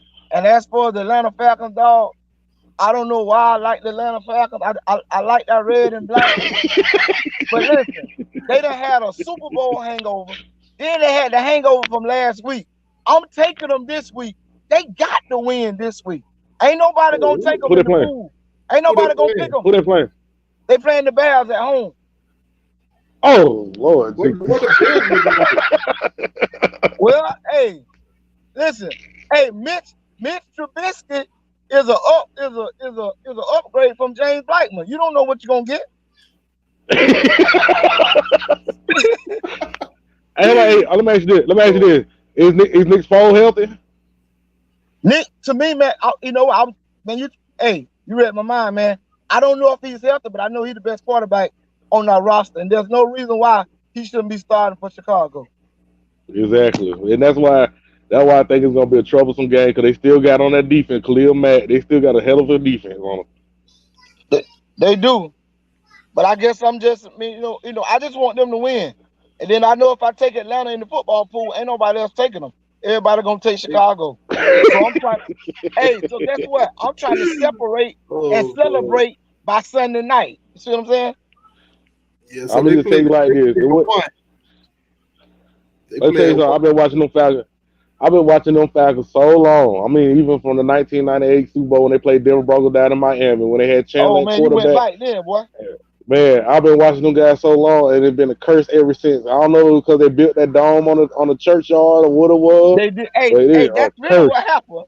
That's what happened. Yeah, man. I wanted to win, but I ain't gonna sit there and fool my damn self, man. After that Super Bowl when they had that lead 28-3, and the boy came back and drilled their head. I don't think Matt Ryan that quarterback. I don't care about the MVP year he had. That don't matter to me. I think he's the cause of a lot of downfall because he's a system quarterback. He's not a playmaker quarterback, and Atlanta needs a playmaker quarterback. Yeah, bro, you got a point right there, bro. Because if you think about it, Kyle Shanahan? Yeah, Slim a Bucks fan. Ain't y'all in the same division or something? They're in the same division. Yeah, South Division. Division. How you feel about the Falcons, Slim? Another Jordan team fucking up. They trash. Yeah, pretty much. Pretty much. And see, I like the Bucks too because I've been watching them since Warren Sapp got there back in the 90s, early 2000 when they won Super Bowl 2001 with who was the quarterback? What you say, Slim? It was 94 when Sapp comes with Derek Brooks. Yeah. And I've been liking them ever since when they were losing until they started winning. I like them always since then. I've been watching. That's another team I've been watching, man, for years. And I don't know why I just like the Bucks too, man. I ain't got no solid team. I got 4 teams, but I watched them all the way from the 90s to now. Wow. Well, I'm gonna take them again this week. I hope I'm the only one in the pool to take them. But listen, man, big Cane Day weekend, game day, baby. I need my Canes to do their thing. I need the turnover chain, man. And listen, man, I hate FSU. I'm already saying beat. Hey, I'm already saying beat FSU. Hey, listen. Hey, they make the music and I make the words. They talking about, I say F-U Seminoles, F-U. Hey, man, it's all about the U.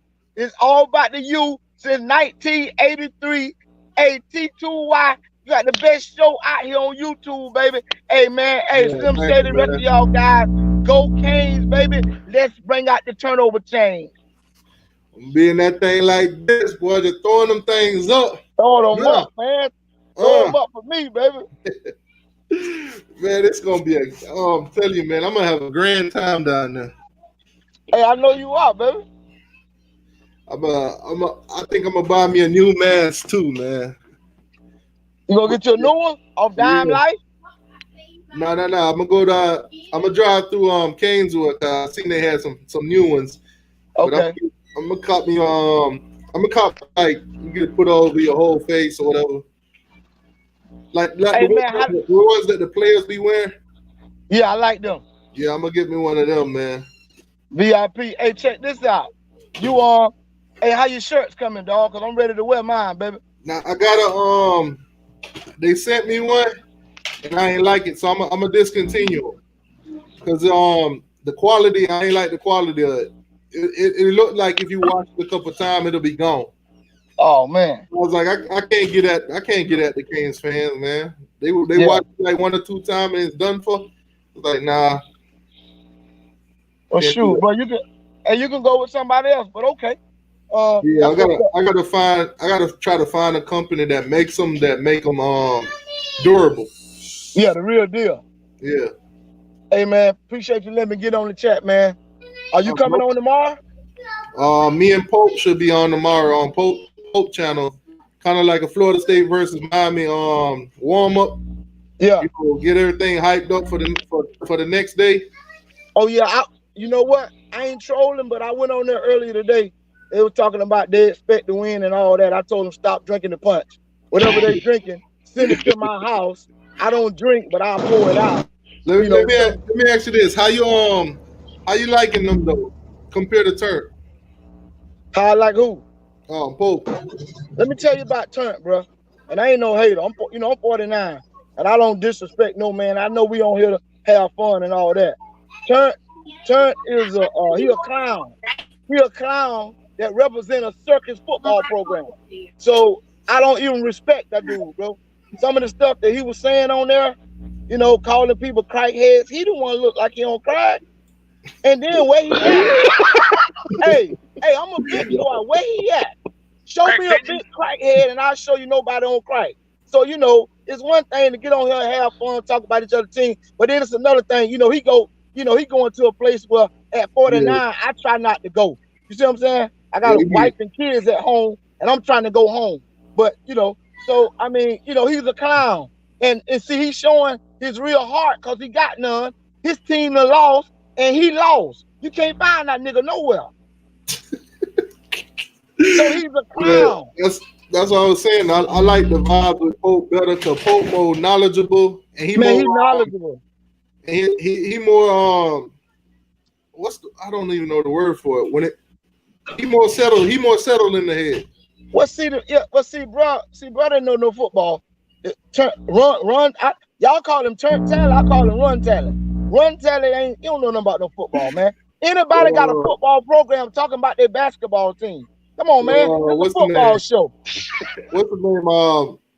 Zoe was calling them twerk talent. Yeah, he ain't even. Yeah, I don't even watch him that close.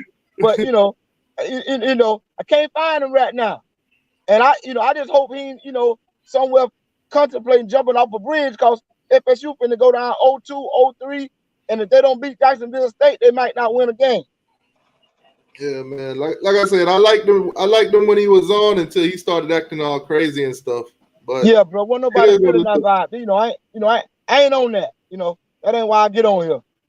That ain't what college football all about. Because I mean, people been coming back and telling me that he talking down on Pope right now, and he be talking down on me because we linked up. Bro, listen to me, bro. That's the best thing you could have ever did. You don't want your image tarred being connected to a clown like that, and the circus and the fair not even in town. So you good. You good, man. You got a great fresh show. Hey, I love the intro with the kids. I love your slogan. Hey, Hammer Gang, hit the nose on the head. Hey, I'm gonna change. If it's all right, I'm gonna change your slogan this week. It ain't hit the nail on the head. hit the nose on the head. Hey, hit him All on the week head. long, Hit him baby. on the head, man. There you go. Hey, much love to your homeboy, man. And man, listen, baby, hey, you on tomorrow? I'm gonna be wherever you at, baby. And we gonna hey, get on Pope channel. Y'all can subscribe to Pope, man, because he welcomes Miami fans. He'll talk trash with you too. Okay. You won't get personal and all that raw. Okay, yeah. You know, ain't nobody trying to get into all that, man. Yeah. Yeah. But listen, baby. Hey, keep doing your thing. Go Hurricanes, man. Man. Hey, before you go, who you think gonna have the best game on defense and offense? And what's your score prediction?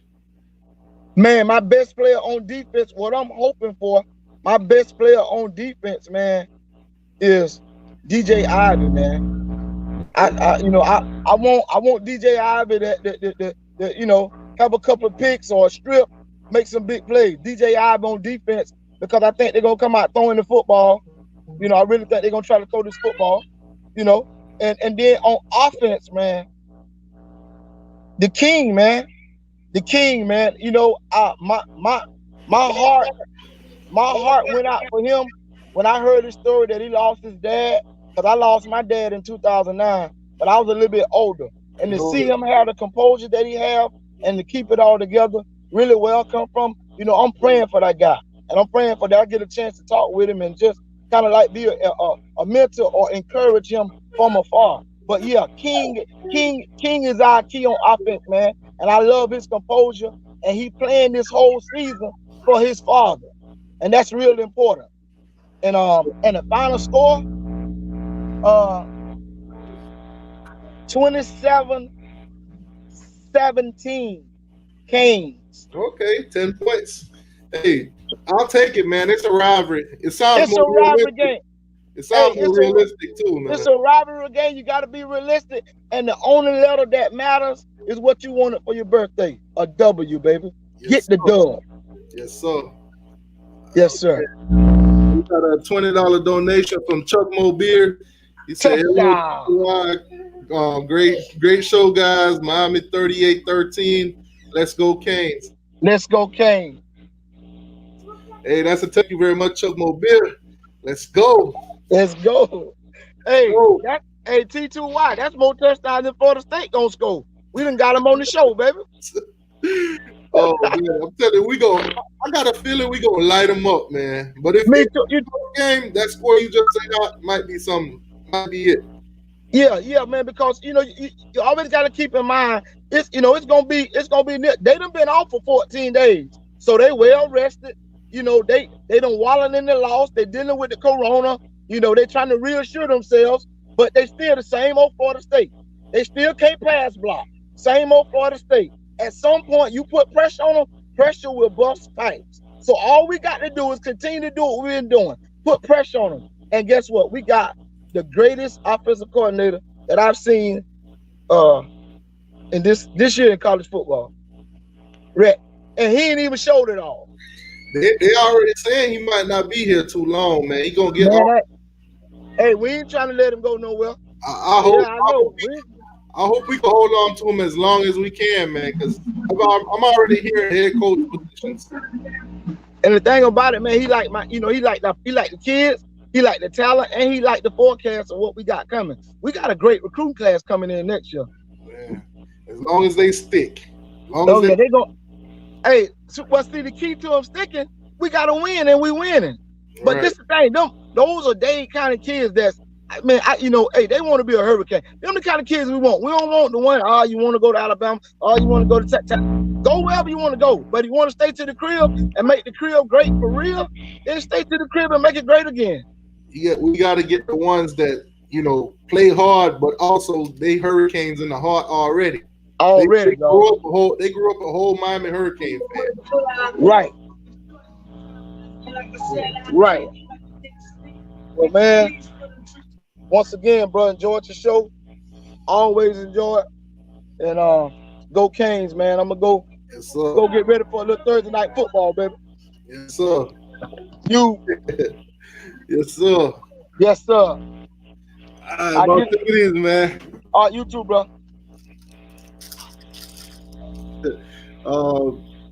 Slim, Slim, you still there? Yes, sir. Yeah, what you were saying about CJ bumping his head? Bump We my head. finna put CJ through the concussion protocol. You have to Photoshop again. How about how? Who have we played for you to pump your chest up about this offense so far? We ain't played nobody. Okay. So what the hell makes you think we're gonna drop 60 points on Florida State? I didn't say 60, Slim. Skill. I didn't say. Slim, I didn't say 60. I said 40s in the 40s. You know I've been doing 40s. Okay. Well, okay. Look at it like this: we put up 40 plus points on Louisville. Right. The second worst defense in Power 5 football. I agree. Florida State defense is better than theirs. That's a fact. Okay. All right. So you said last weekend I bumped my head when I said we're gonna get 40 on Louisville. Remember that? Remember that, Slim? You said I bumped my head when I said we're gonna get 40 some points. I still had to prove that he could throw the ball, and he did. I said it. I still called the score out. I still said 40 some points. And so this weekend is gonna be 40 some points. I was closer. I don't see I'm closer than yours. I mean, it probably will be. You got more realistic, score predictions. I just go off of what I see, and what I see is that Florida State they don't stick to what's working. Like they had a whole rollout play for their offensive line to roll out to the right or the left for Blackman in the first quarter before that delay, and when they got back from that delay, they went to a whole one-on-one pass blocking. That's when they start messing up real bad. Instead of keep on rolling that offensive line with Blackman. And see if they do that, they got away from their game plan. I'm not doubting that. Yeah.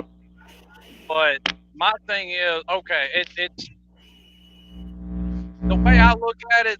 It's gonna be almost an even matchup because our defense is good, their offense is terrible.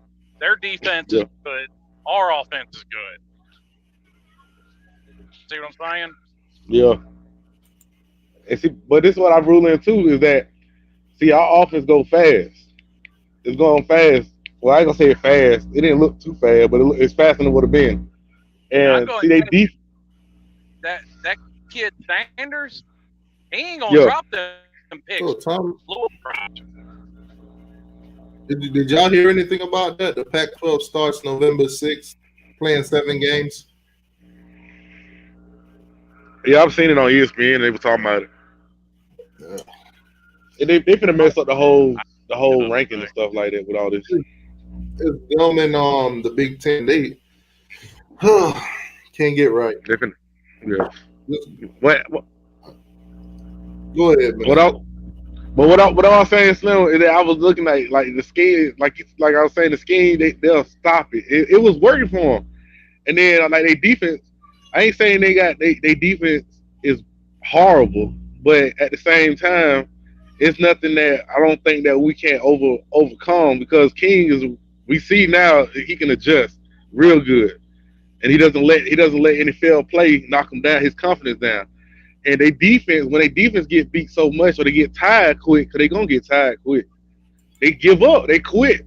Their whole team quit, especially Blackman on offense. He quit so quick when he get hit so many times.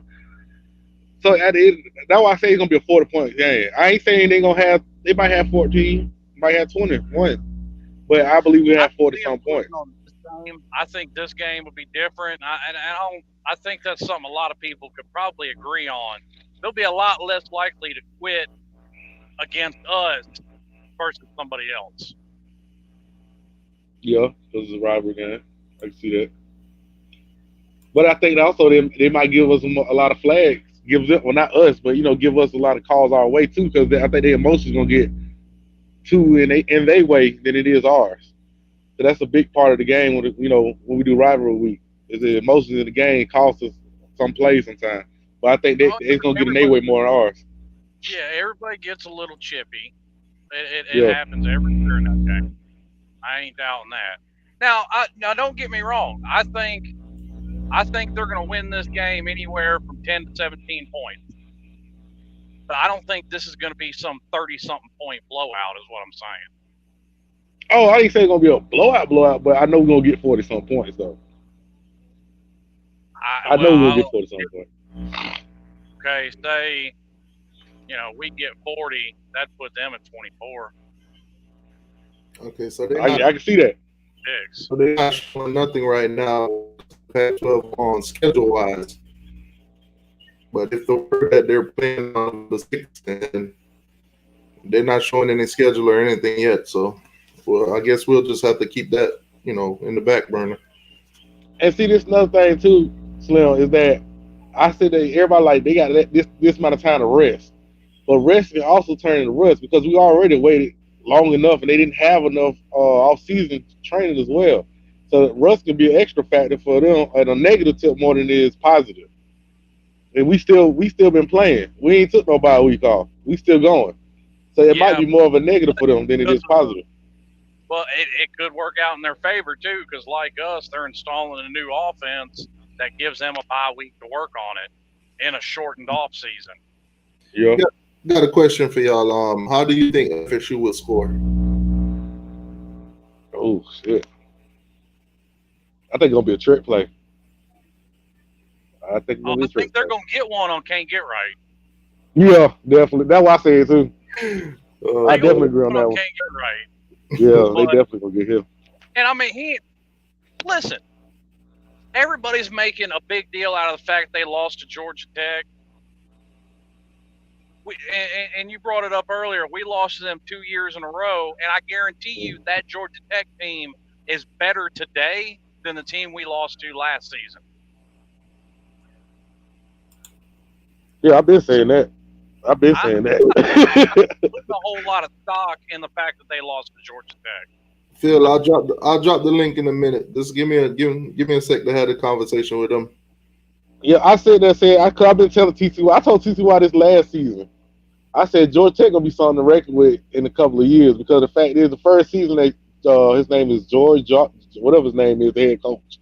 I said that last season he didn't have no tight end. They were using fullbacks for tight ends. They had no scholarship or walk-on tight ends. They were using fullbacks as tight ends. And then on defense, TCY told me they had walk-ons on the defensive line and some other defense positions as well. So I was like, okay, next season, I believe they're going to step up a little bit because they're going to finally get a scholarship tight end or two.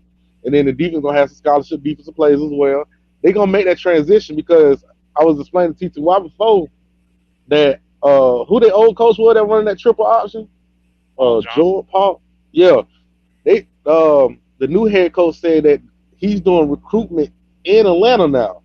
And all the high school Atlanta football teams said they haven't seen Georgia Tech come to their high school in the whole tenure of the old coach, which was like 11 or 12 seasons that he's been there. Yeah, he was there a while.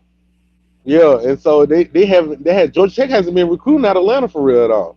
So now that the new head coach is recruiting out of there, he's gonna get a lot of like better players, and there's gonna be more competition against Georgia because Georgia gonna have a competition, against Georgia Tech now for real now. And then they'll switch up from triple option. You're absolutely right. I think with Jeff Collins there at Georgia Tech, you're going to see them get better, most definitely. Yeah. Let me ask you a question because I asked this earlier, Slim, and you're probably the right guy to give the answer to this. Miami lose to Florida State this weekend. How does that happen? How does Miami lose the FSU if they do lose that game this weekend? It'd be a close game. I mean, like I said, that kid Samuel, he's not going to drop those picks that the Louisville corners dropped, and he's got enough speed to run one back on you. Yeah. So, I mean, it would take some defensive touchdowns. I'm fairly certain for them to do it. Because, I mean, look at it like this. As bad as Florida State's offense is, you're not going to hold them to 0 yards and 0 points. Yeah. So they're going to score. And then if their defense can slow us down enough and their defense can add a score to the board, that's how they can do it. Last week we gave up, I know this is Louisville, but we gave up 200, I think it was like 216 yards of rushing. Do you think Florida State established a running game at all? Because I mean, they couldn't establish anything on Georgia Tech, but do you think they would have established a run on Miami?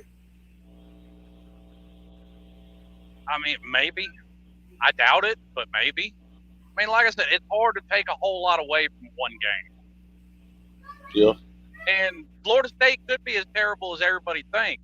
I just don't think you can make that determination off of one game. Especially coming off of COVID-19, that was their first game. So yeah, I agree on that. Yeah, I mean, that was a tough question, Phil. I mean, I honestly I can't see how Florida State do score. I know they're going to score at some point somewhere, probably mostly field goals. But right now, from what I've seen with Georgia Tech, and that's all we got to work with, I don't know how they're going to score. And you're right. Right now, that's all we got to work with. But I think that that can be your Achilles heel as well, is that's all you've got to go on. They got a lot more on us than we got on them so far this year. Right.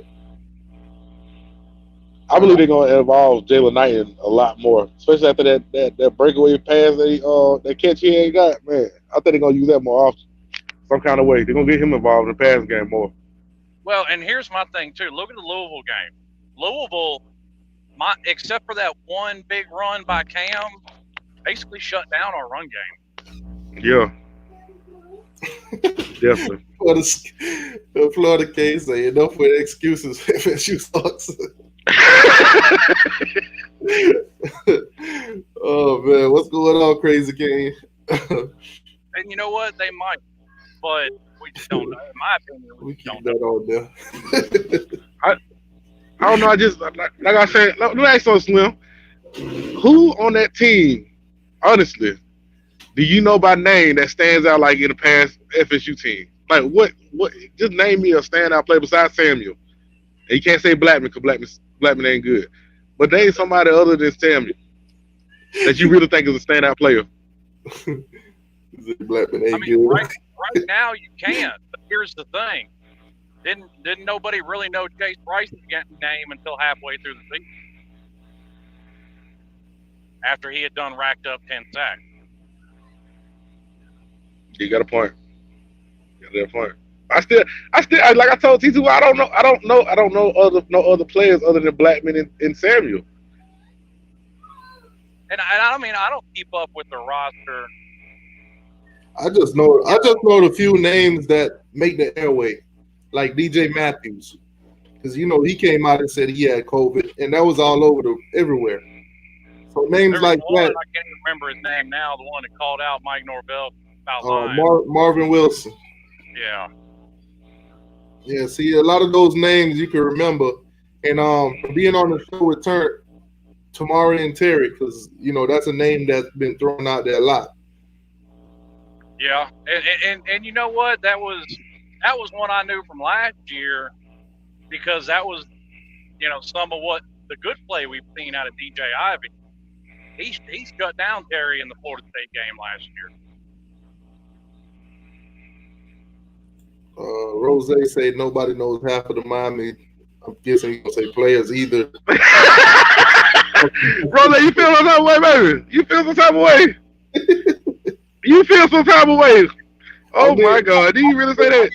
I get where he's coming from with that statement, because they Florida State. They probably know their whole roster, and probably don't know half of the players on our team, except like exactly how we know they players. So I can see where he's coming from with that. I mean, but we listen. You this weekend they gonna know a lot of our players. Man, hey, let me tell you something. Rose know our players, because first of all, he know about Brevin Jordan, and he know about King.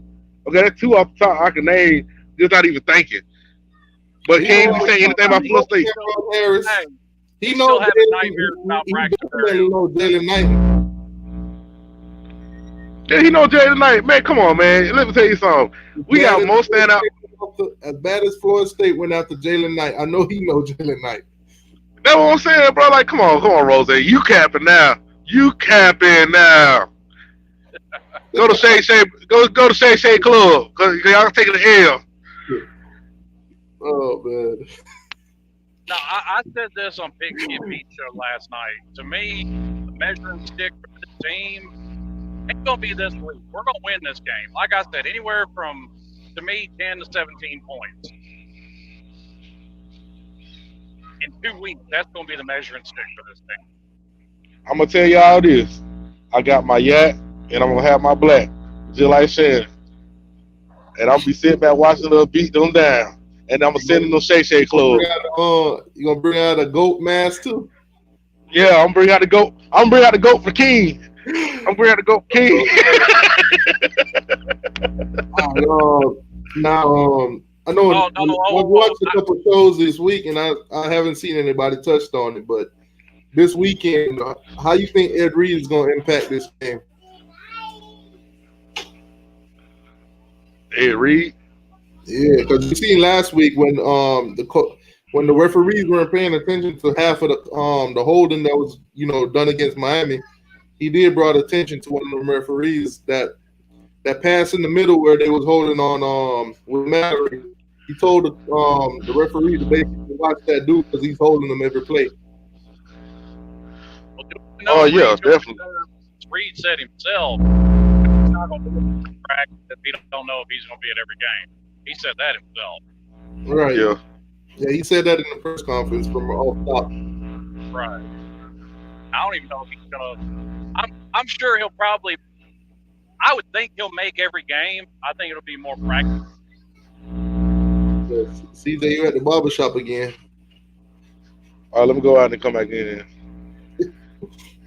Yeah, but like I said, even showing that he talked to the ref and little stuff like that. That stuff helped because half the time the refs weren't paying attention, or they weren't calling nothing for us. All them holdings. If you go through some of the videos and stuff that have been posted on half of the Hurricane pages and stuff like that, you'll see how bad they was holding.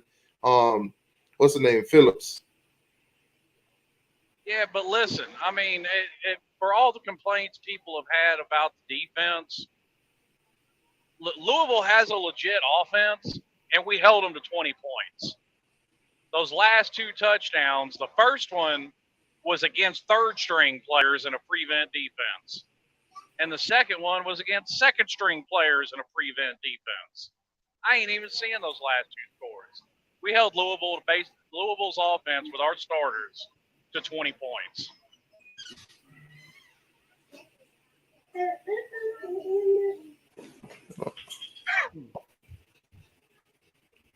Hold on. The link is in the chat.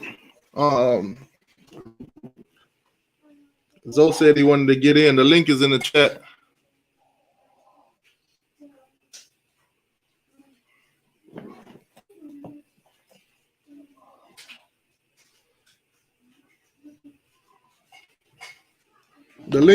Oh, there you go. What's up, Zoe? What's going on, man? What's good with you? What's going on? CJ, Slim Shady, what's good? What's good? Ain't no Florida State fans in the chat. Nah. Well, they in the chat. They're just not on the screen. They can't talk. They're not allowed to talk until if they beat us this week, which it won't happen, they can talk. But after that nonsense they pulled when they was in the chat, you know what I'm saying, when they were winning against Georgia Tech, and then after they lost, I couldn't find one. Only one I could find was Renegade. They're not allowed to talk. They're not allowed to say nothing. They're not allowed to say a word. Because Hurricane fans, whether we win or lose, we still gonna talk. We're gonna talk. They pulled a Gator on us. They pulled the Florida State fans pulled a Miami Gator, a Florida Gator University alumni thing where they only want to play on their turf. They got real quiet, so they're not allowed to talk until they beat somebody worthy. They have to be quiet. They might be quiet all year long. They might go 0-10. They're not allowed to talk. They can't say nothing. So that's my thing with my Florida State fans, because I've never seen a team go from one half. There you go, Rose. there you go. You got another Florida State fan. He said he know the majority of the Miami players.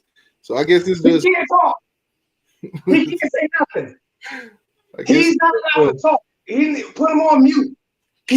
I'm putting him on. So he can't talk. No, they can talk. They can talk. He knew a lot during the Georgia Tech game in the first half. At the end of the game, he was drunk on Rose. You couldn't find him. I let them talk over here. It's gonna be bittersweet when we beat them. I'm not saying literally they can't talk, but they can't talk. They shouldn't say a word.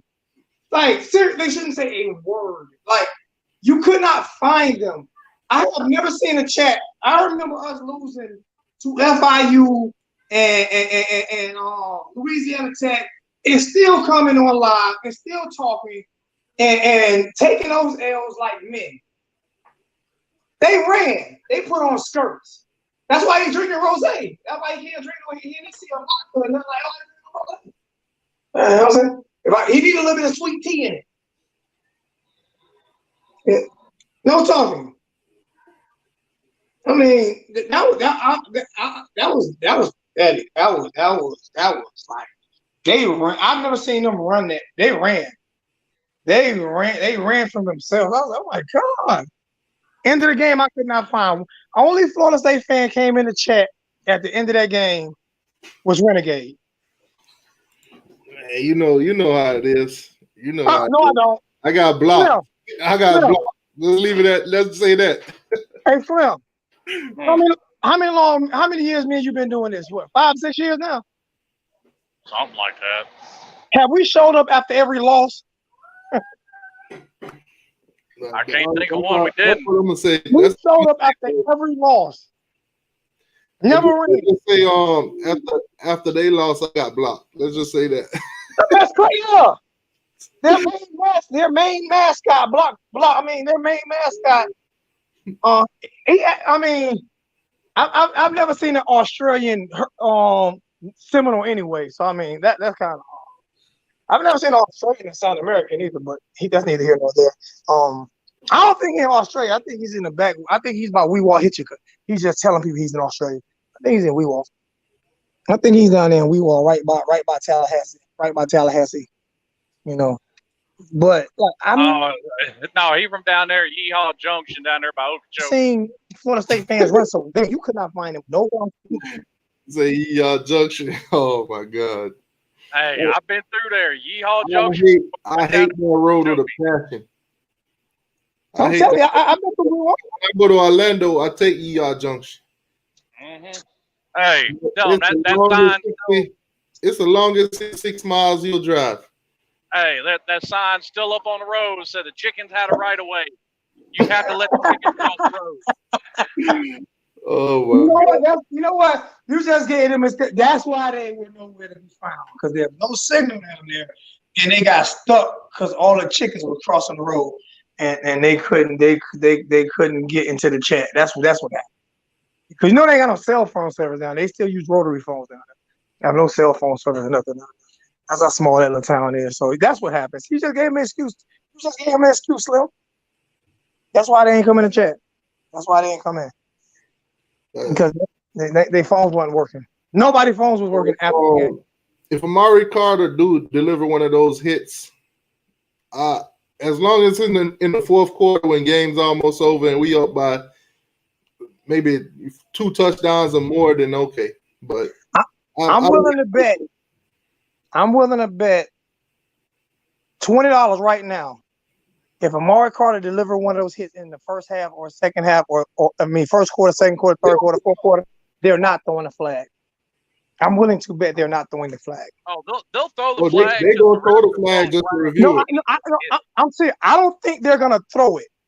I don't think they're gonna throw it because I talked to Miami went in on the ACC. I mean, they sent them some really basically threatening to sue the NC, threatening to sue the ACC. Oh, because of the because it wasn't just Miami people when the announcers and everything started talking about it and started talking about Miami's being treated biased, how the bias that's going against them. They had all of that. I'm willing to bet that it has to be. We have to think it's a head-to-head collision in order for them to throw the flag. No, go back, listen to the game, listen to what Kirk Herbstreit said. Any big hit like that, refs are going to automatically throw the flag so they look at it. But he also said that was he said it when the hit happened. He also said that there's no way they should have threw that one because he's saying that one clear as day. He said that too on that same hit. Only thing I'm saying I mean, it goes back to what I'm saying though. Any big hits, they're going to throw the flag and at least look at it. But my thing is, they haven't been throwing it on every play. Wally is getting thrown every week. Hey, Zoe, pause for a second. There you go. You know I posted that picture today. I posted that picture today. Yeah, Daniel Boone. Daniel Boone, get your ass off me, Daniel. Get on me, Daniel. Get alone. Oh, Daniel. Shit. Oh my God. Oh, Norman, thank you for the $10 donation. He said, "How everybody doing?"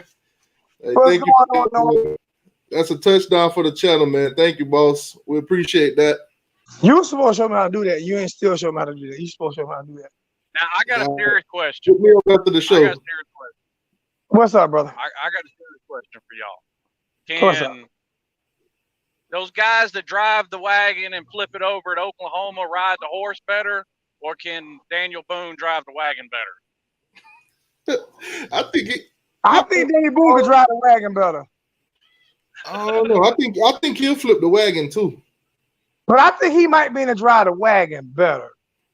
Because them Oklahoma, he only fell off the horse one time. Like that wagon, how many times did that wagon done flipped over? Now here's my question. They said it would be about 9 months before they had that wagon fixed. You could build a brand new wagon in 1860 in less than 9 months.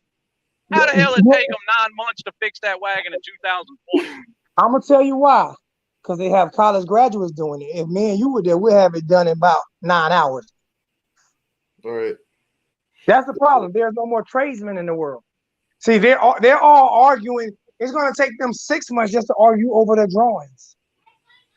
They're going to be they're like, going to need drawings to do the wagon. Plus Y equals Z and all that. And then, they're going to need drawings. Come in there, pick up a hammer and nail something together. Yeah, we're going to walk right out there and say, okay, we're going to use some pallets, a couple pallets, you know what I'm saying, some plywood, and get some wheels, you know what I'm saying, off a old motorcycle or something, you know what I'm saying, and get an axle and put it together, and we'll be done in about 9 hours.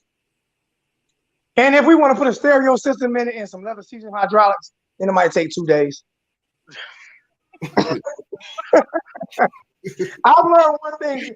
See, we've had a lot of college graduates at my job recently, and I love my job to death, but college graduates are some of the dumbest people I've ever seen in my life.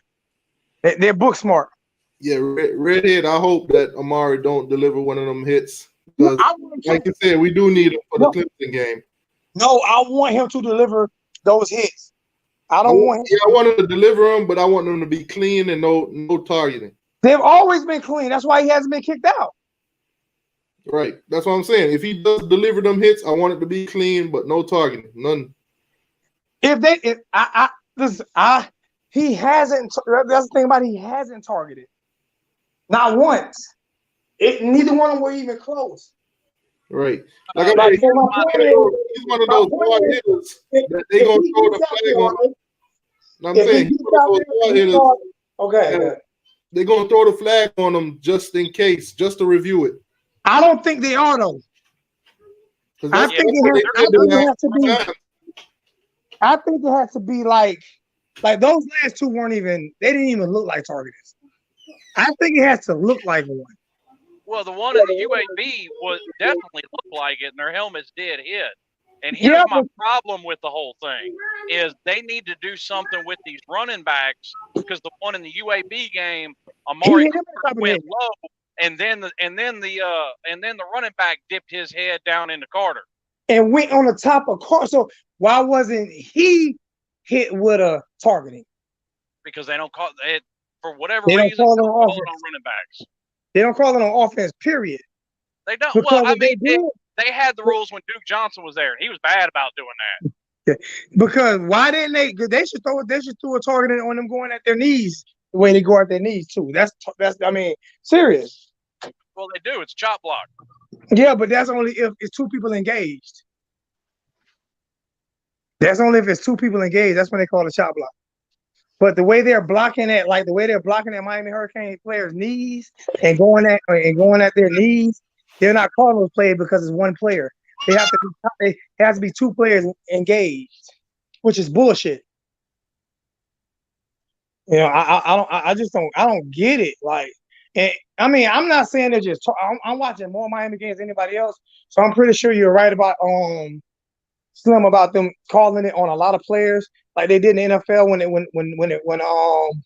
they first started coming up with that 5-yard penalty for the 5-yard penalty, whatever, wide receivers and shit. But what I'm saying is, god dang, I mean, it's like they got a notebook on Amari Carter. Like we're gonna throw a flag on him every game. That last tackle need to be in every locker room from Pop Warner all the way to the NFL. It does, and like I said, it's because he lays big hits. But what they basically told the refs was any big hit like that where you think there might be head contact in the interest of player safety, throw the flag, and the booth can look at it. So it's all player safety is what it's all over. Yeah, I understand that, the player safety and everything like that, but you can't just be calling it on one guy. It looked like they just afraid of all of his hits. I mean, they're trying to do away with all helmet-to-helmet contact in the game whatsoever. But here's my thing. You can call a targeting penalty on every single play because defensive linemen hitting heads on every single play. Yeah, just to me, it just seems like they're going after Amari, and that's what I don't like. Like, I mean, like, it just seems like it seems like they're targeting Amari Carter. Well, like I said, that one in the UAB game was legit because they both went down low, so they have to look at that. And the second one, the second one was just a big hit that they're going to look at. But we both seen it, even when they both went down low. We all seen it, and from the get go, everybody knew that Amari was lower than the other guy, even before the replay. Well, I mean, go back to 2018. They threw it on Jaquan 2 or 3 times when we knew it was shoulder tackles. But you heard it on every broadcast. They're going to look at it. But what bugs me out, and you said the other night, and I agree with you. You can call holding penalty on almost every play in football. But my thing is, these guys get away with holding Miami players like I'm gonna do TI expeditiously. I'm gonna get my smart on. They get away with holding Miami Hurricane players expeditiously all the time, all day long. Well, and it's never thrown. They never throw the flag. Well, here's how the refs technically are supposed to do it. If it's 10 yards away from the ball, you're just supposed to let it go. It doesn't affect the play, let it go. But they call it on Miami if it don't affect the play. And my thing is, these weren't 10 yards away. These were with the defensive lineman going for the sack, and they're pulling on their jerseys, and you see this, and they're not throwing the flags. Well, you're allowed to pull the jersey. No, you're not. You're not allowed to pull if that defender has separation. That you're not allowed to pull that jersey, because if you think about it, even on the pass interference, he pulled a jersey and they threw the flag because they had no choice, because that was in the open field and everybody saw it. On a D-back, no, but on a lineman, yes. No, you're not. You're allowed to grab the jersey. You're not allowed to pull. They were pulling.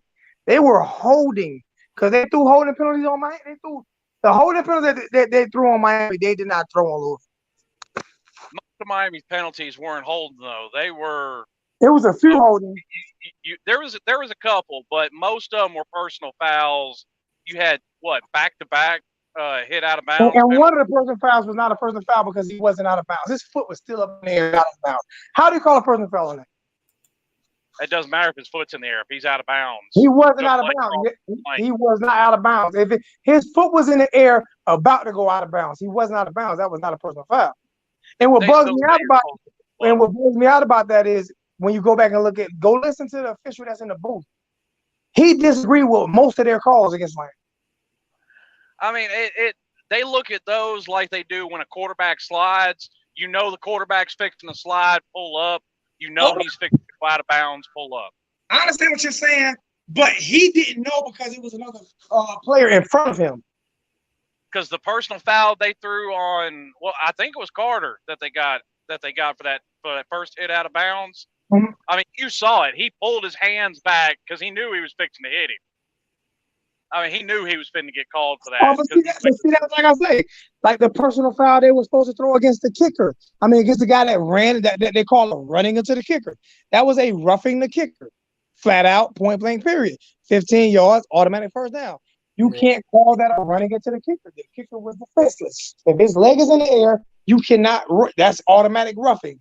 It was supposed to be roughing. They called running into the kicker, and it was a 5-yard instead of 15-yard first down. So, it was a 5-yard. It was a 15-yard penalty. It was a 5-yard. It was a 5-yard down in 34. It wouldn't have done nothing. Yes, any personal foul is an automatic first down. I don't care if it's 4th and 40, and I bet you $1,000. Any personal foul, if it's 4th and 40, any personal foul is an automatic penalty. Just like on offense, it can be 4th and 50. If it's a defensive holding, not even a pass interference. If it's a defensive holding, it's an automatic first down. Automatic. There are some plays that are automatic first down. Defensive holding is an automatic first down, and any personal foul. Pass interference is an automatic first down. Defensive holding is automatic first down. Oh, that's a 10-yard penalty. Defensive holding is an automatic first down. I'm willing to bet you whatever you want to bet me, my bro. I'm dead serious. I promise you got this one wrong. I'm willing to bet you whatever you want to bet me. Defensive holding is an automatic first down, and personal foul is an automatic first down. No, personal fouls are yard penalties. No, it's not. It's 15 yards, automatic first down. Automatic. If it's on the defender, if the offense has the ball, and it's a personal foul, it's automatic first down. I'm willing to bet you whatever you want to bet. That personal foul on Amari Carter wasn't an automatic first down. The 15 yards. It wasn't an automatic first down. They just didn't get it. It was an automatic first down. It's an automatic first down. I just looked it up. I looked it up too, and what I looked up says you're both wrong. No, it doesn't. Slim. It says it right here. Slim. I mean, I'm just showing you Show it on the screen. If defensive holding an automatic first down in college football. In college football, when defensive holding occur, on a pass from play for scrimmage, the penalty results in an automatic first down. Thank you. When defensive occur running, the penalty does not carry an out. But if they're rushing, if it's running, then it's not an automatic. I never said running though. On passing, it's automatic. On rushing, it's not. Okay. And that's exactly what I said. I said on the D-back. That's not exactly what you said. That's not exactly what you said. That is. I said on the D-back, that's going to be a first down. It don't got to be D-back. It don't have to be a defensive back. It could be an offensive lineman. A defensive lineman can hold, and it's going to be automatic first down. If a defensive lineman grabs if defensive lineman holds an offensive lineman, no, it's not going to be an automatic first down. But if a defensive, they don't call a defensive lineman on holding offensive line. I've never seen that play called. But that's the only place a defensive lineman would get called for a hold. No, because defensive lineman will hold a running back if they've held running back coming out of the backfield. Well, automatic first down. You can't call holding on a running back. You're going to grab the running back. Could you pull up personal foul for me? I mean, you can't call holding on a running back. Could you pull up personal foul for me? Which personal foul? Any personal foul on a defense, or any personal foul on a defense, does that consider automatic first down? or special teams or anything. Hell, go ahead and look up his roughing the kicker and running into the kicker. That's what they pull up. You can pull that up too. And I'm willing to bet you anything you want is automatic first down. I'm willing to bet you anything you want.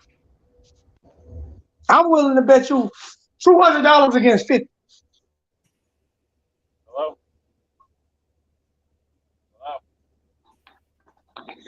We can do PayPal right now.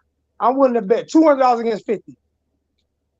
Before he show it, I'm willing to bet you $200 against $50 on your PayPal. I'll send it to you right now that a roughing the kicker is an automatic first down. Don't show it yet, T2. Why you want to make that bet?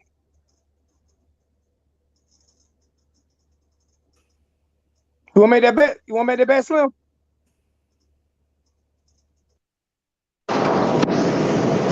Hello? You want to make that bet? Before he shows it, I'm willing to bet you, I'm willing to put up 200 against 50. And I'll send it to your PayPal right now that a roughing the kicker is an automatic first down. We can make that bet right now, 200 against 50. And I'll send it to your PayPal right now. Make that bet?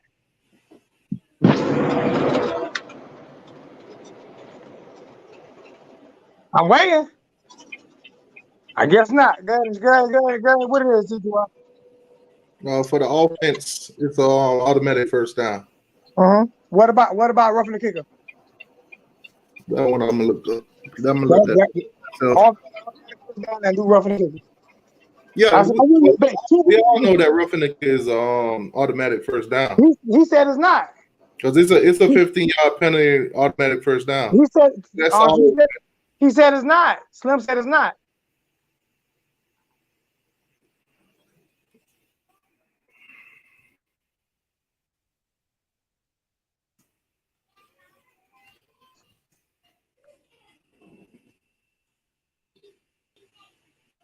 For roughing the kicker, a loss of 15 yards from previous spot, automatic first down. Thank you. The player may be disqualified if action is fraudulent.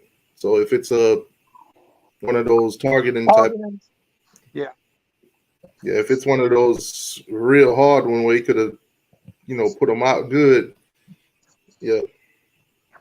Now for running into the kicker is a 5 yard. 5 yard. Yep.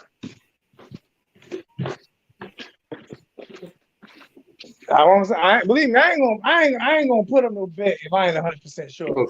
Slim here, he must have lost signal. Yeah. I don't know what happened. I was sitting there talking and everything went quiet. I don't know.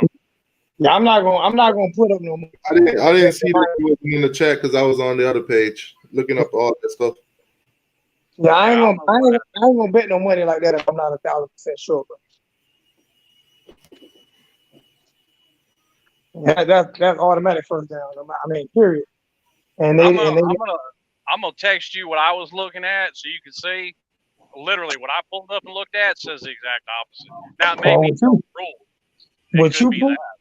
What you pulled up and look at is old rule of just flat out wrong. Well, when they added that target, you gotta look into roughing the kick is you gotta look into operations NFL and you look into operations college football. Yeah. Roughing the kicker has always been official rule books. Roughing the kicker has always been an automatic first down. That has always been that. Any personal foul penalty, it could be 4th and 50. It's a first down. Anything that's wrong. Anything that's a 15-yard penalty. If it has 15 yards behind it, it's an automatic first down. Period. Automatic. That's like in college football. Pass interference. You can throw the ball and they can do pass interference on a 50-yard play. And it's only going to be a 15-yard penalty. It's not going to be a spot foul. But in the NFL, it's a spot foul. Yeah, I'm about to say in the NFL, it's spot foul. Yeah. Now let me ask you what I asked them earlier, Zoe. I don't think we're gonna lose to Florida State at all, but I'm gonna still ask the question.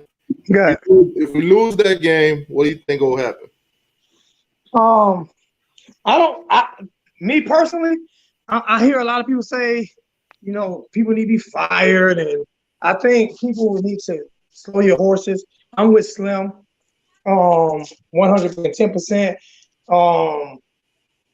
Nick Saban lost to a SBC, Division II school or whatever. He lost to Louisiana Lafayette. Yeah, I think we are too quick to want to fire coaches, without giving them an opportunity to build a program. And this is why Miami will stay in trouble. They will stay in trouble because I'm telling you, I said it on my show earlier. There is no way if like with Blake Baker. Blake Baker lost his best 3 defensive linemen last year. He lost his best 2 defensive backs last year. And had the 13th rated defense in the country. And people were screaming, and people are still screaming for his head. So do you think if I'm a top-notch coach, right, defensive coordinator, and I have an opportunity to go to Miami or North Carolina, and they're going to pay me the same, I'm going to North Carolina. You know why? Because Miami fans want you fired too fast. There's no way a top 15 defensive coordinator should be on the hot seat in his second year. Like I don't those are the things I don't understand the fans at Miami, especially the fans that don't even pay to go to games. Like that's unbelievable to me that they want a man fired after his second year with a top 15th rated defense. Now, if he would have had 100 rated defense, get rid of his ass. How hard is it to be top 15 in college football? Like, that's not an easy task. Well, I can't even agree with you about if he's the 100th rated, get rid of him after his first or second year. Because Alabama was terrible Nick Saban's first year. I understand that too. I'm just saying I'm more inclined to hear that, is all I'm saying. Yeah. I'm more or to the point you brought up earlier. I mean, it was 5 years before they really got it going at Clemson with Dabo. Yeah. Like Miami fans, like five. You talking about firing a top 15 defensive coordinator? There's 119 Division I schools. There are how many? There are 10 teams in the ACC. You know what I mean? Is it 10 or 12? 14. There are 14 teams in the ACC alone. I think it's 14 teams in the SEC. 10 in the Big 12, 12 in the Big 10. In the Pac-10, and he's the 13th rated defensive coordinator in Power 5. Who are you? So who are you going to get for him? Because you only got 12 defensive coordinators you can pick from. That's rated better than him. Let's put in. You have 12 defensive coordinators that's rated better than him. And let me explain something to you. They need to fire him and just let Manny Diaz coach the defense, bro. This is when teams lose, okay? Because it is too. That shit sound easy. Nick Saban didn't even do that. He hired defensive coordinator. You can't be the head coach and a defensive coordinator. It's too hard, especially in college, because you got all this recruiting and shit to do. It's too hard. It's easier to do that shit in the NFL because you're dealing with grown men. I don't get it. I guarantee you this here. Most people who say that, who talk like that, are not that good at their job. They'll be fired today on their own job. Like for real. Like I'm not saying he's a world beater. He's 30 what, 6, 7, or 8. He's young, growing into a position, and get a young man an opportunity, give him a chance. Hey, Hurricane Miller stay 15 ranked with 500 passing yards average allowed. I don't care. Hurricane Miller can throw 500 passing yards all he wants. He can do that. Johnny Manziel threw for 500 and ran for 500 against Alabama. And what? I bet you Hurricane Miller ain't as good on his job as Blake Baker is on his. I bet you that. Well, I mean, that goes back to people been hollering about fire Mike Rump since 2018 when we had the #1 pass defense in the nation. Because people, I ask this guy, Hurricane Miller keeps talking. Ask Hurricane Miller, is he a season ticket holder? Because to be honest with you, if you ain't no season ticket holder, they don't give a shit about what you got to say anyway. So you can talk all you want to talk. They ain't even listening to you. You won't get no letters, no nothing. You ain't getting no letters. You ain't getting nothing. You ain't getting no information. You ain't getting nothing.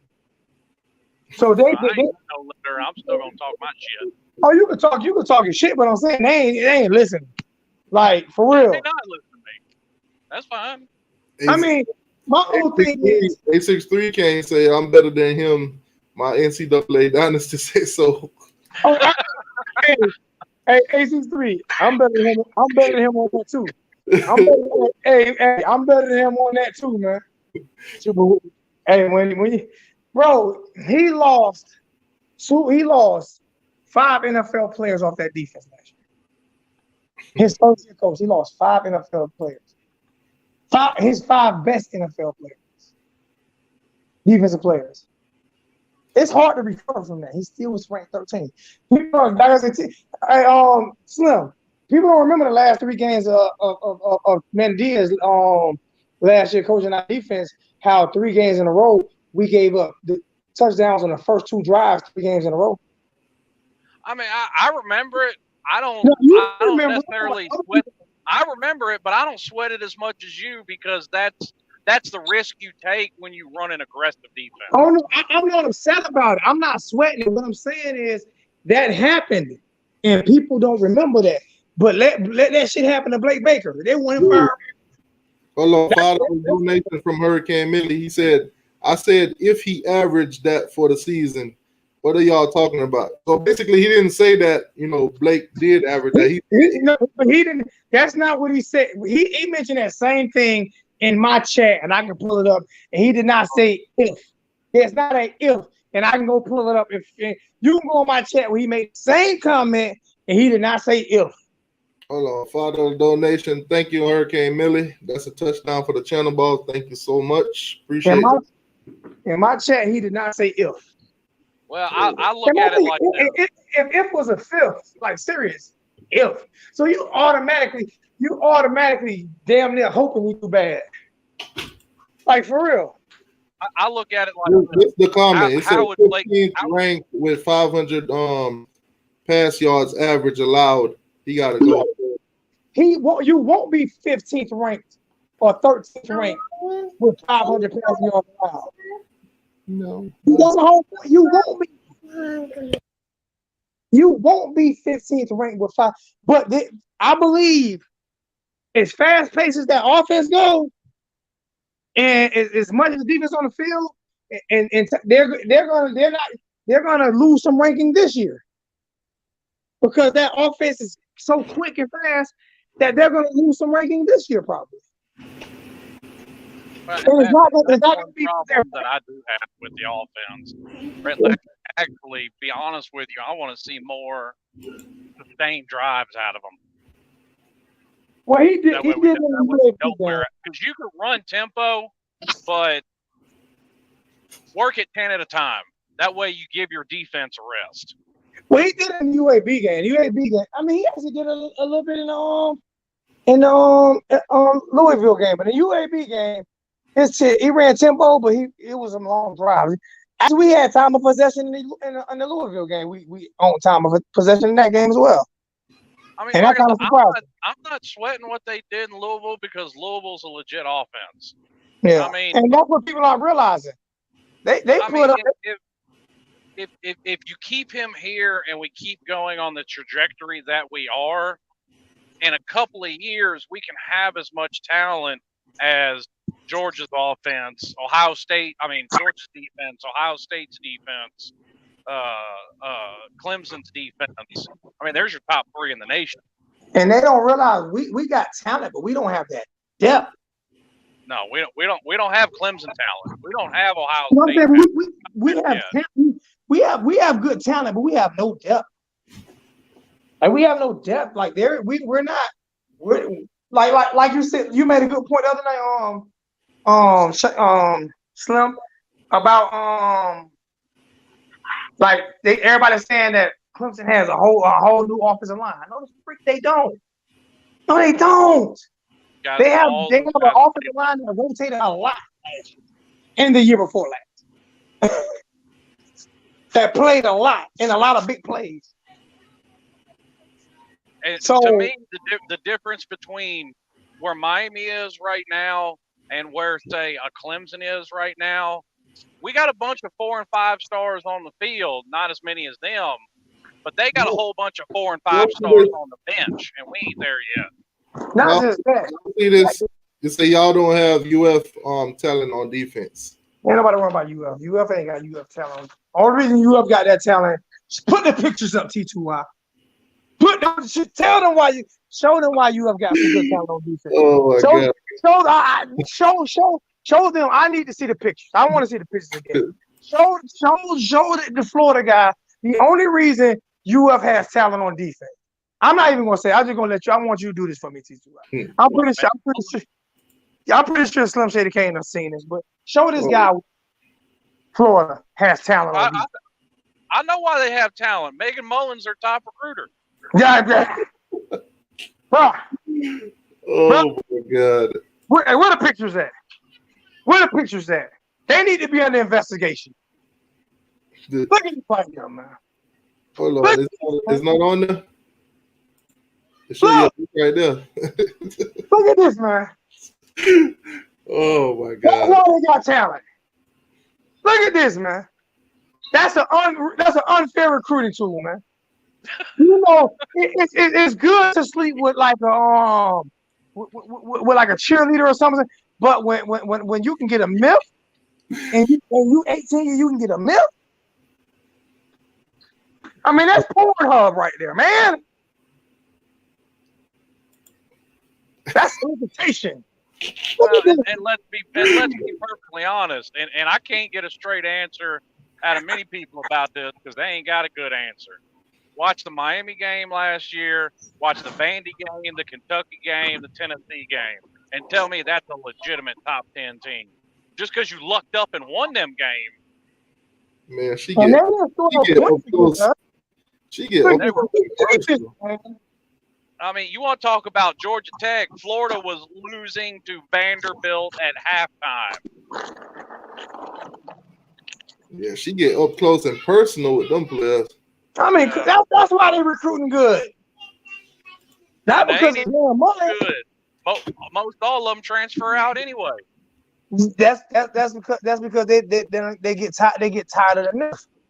Because I mean, they didn't get what they was promised. They didn't get what they were promised. She said she was gonna hit him and leave him alone, and she kept. Oh my God! Let me get off him. I swear, her family gonna put a hit out on me. I got your back, man. They can't put a hit out on you though. They can't do that, man. I mean, they going if they put a hit out on you, then they're already gonna know why, and then they're gonna do a real big investigation, and Dan Mullen, all of them going to jail. It ain't gonna be Dan Mullen. That's the problem. They gonna send Steve Spurrier to T2Y's front door. It ain't even gonna be none of them. It's gonna be one of them fans. It's gonna be one of them random fans. Oh, you were talking about Dan Mullen white. We don't have to talk. The pictures speak for themselves, man. Here's my thing. Dan Mullen's this great coach. He ain't won the SEC East yet. Jim McElwain won it 66% of the time he was at Florida, and they fired him after he didn't win it 1 year. Talking about didn't Missouri win it 2 times in a row or two times in 3 years? Yeah, they won it twice in their first 2 years in the SEC. So I mean, and that was Missouri, right? Well, Missouri. Admittedly, Missouri was a little better at the time. I don't know, but it's still Missouri though. It's still Missouri. It's kind of like Texas A&M had their little run with Johnny Manziel. Yeah, but I mean, it was still Missouri though. I mean, their best defender, you know what I'm saying? Like he would have been going after Dan Mullen, not his wife. If you know what I'm talking about. Y'all know. Hey, have you seen that coaching staff Deion's putting together down there at Jacksonville State or Jackson State, or whatever it's called? I haven't seen it, but I heard they are not playing. Well, he's got T.O. as wide receiver coach and Warren Sapp as D-line coach. And this dude ain't playing. He They ain't go get playing. 5-star recruits to a D2 school Yep. just off of coaches. That's what he said he was going to do.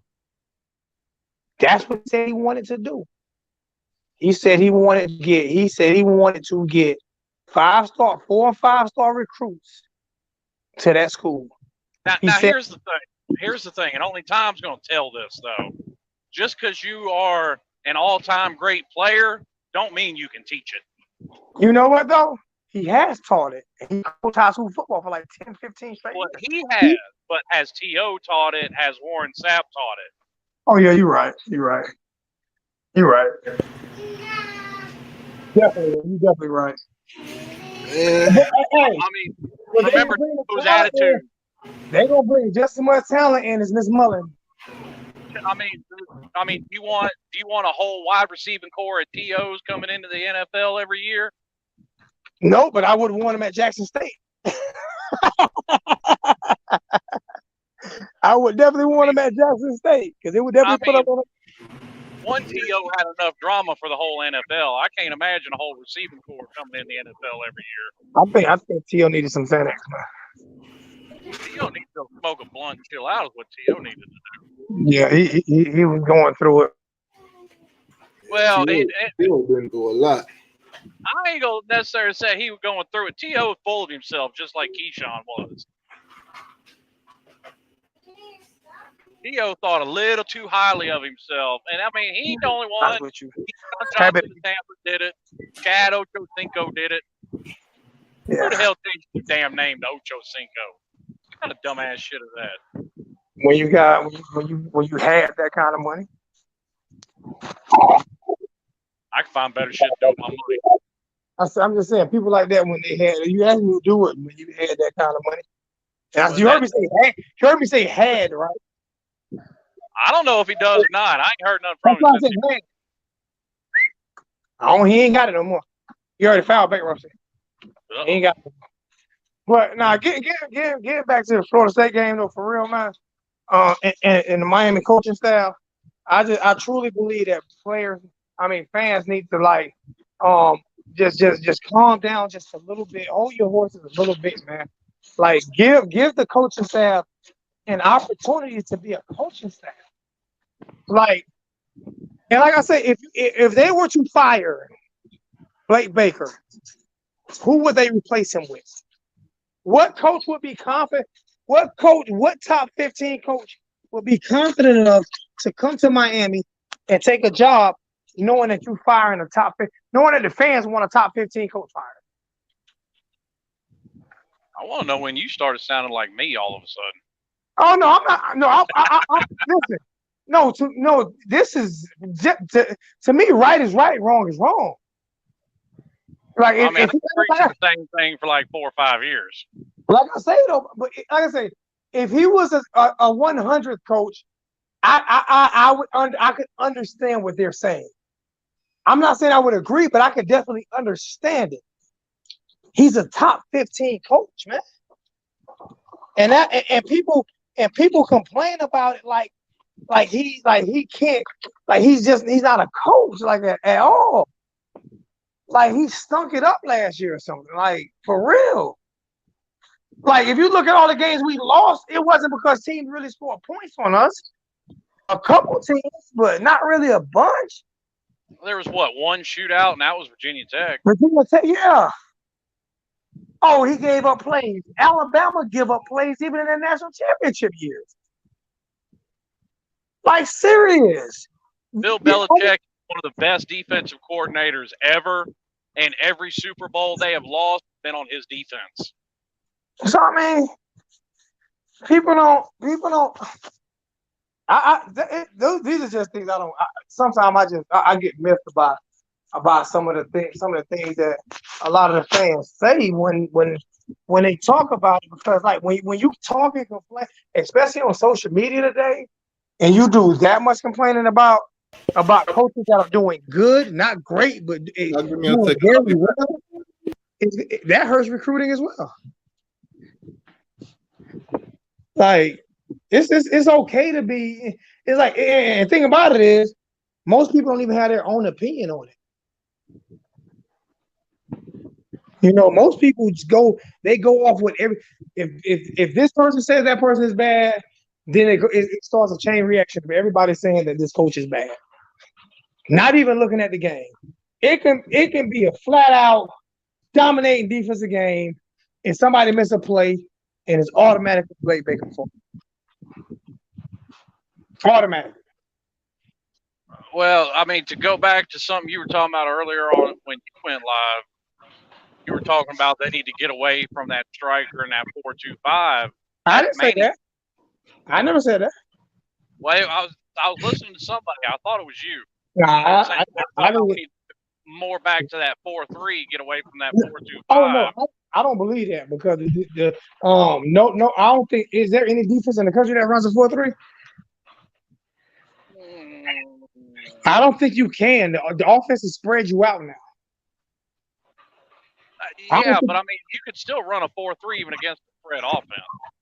The problem with it that we had last year is Romeo Finley was too big to be playing striker. You need a safety to play that kind of position. And when you're putting him up against the slot receiver, he's gonna get beat. How many teams run a 4-3? How many teams run a 4-3 with the spread the way it is right now? I mean, they even ran Nick Saban out of running a 4-3. But a lot of teams still run a 4-3 base, but they run a 4-3 base. Modified like Tampa too. Yeah, because a 4-3, the way they spread the ball out now, 4-3 get your ass ran out of them. You ran out the damn field. Well, I mean, not the teams that are.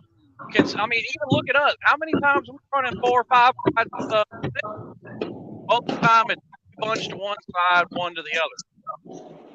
The problems is the tight ends are so much more big, fast, and athletic now. And linebackers are typically shorter than these tight ends, and it's harder for them to keep up with them. I don't necessarily disagree with that. I didn't agree with a lot of the hate Shaq got because my thing was, no, he's not good in coverage, but there's a lot of linebackers that aren't good in coverage. Because especially in the NFL, linebackers are bigger. Ray Lewis was never good in coverage. He just knew where the ball was going.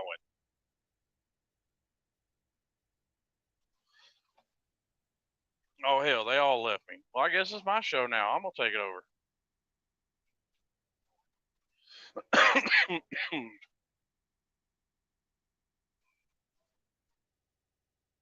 What's this dude talking about? Randy Shannon. I likes me some Randy Shannon. To me, Randy Shannon didn't get a fair shake. I think he should have been given a little more time considering everything that he had to go through. Hey, there he is. Yeah, I told y'all to wait on a second. I was trying to put some stuff in the microwave. Well, Zoe dipped out on me in the middle of talking about linebackers. Yeah, his link's not in the back, so he probably lost signal. CJ say put the link in the chat. The link in the chat, CJ. Hurricane Chris. What's going on, man? What's up, T2Y? What's going on with you? Just watching the UAB game right now, that's all. Who they playing? South Alabama. Are they winning? 14-0.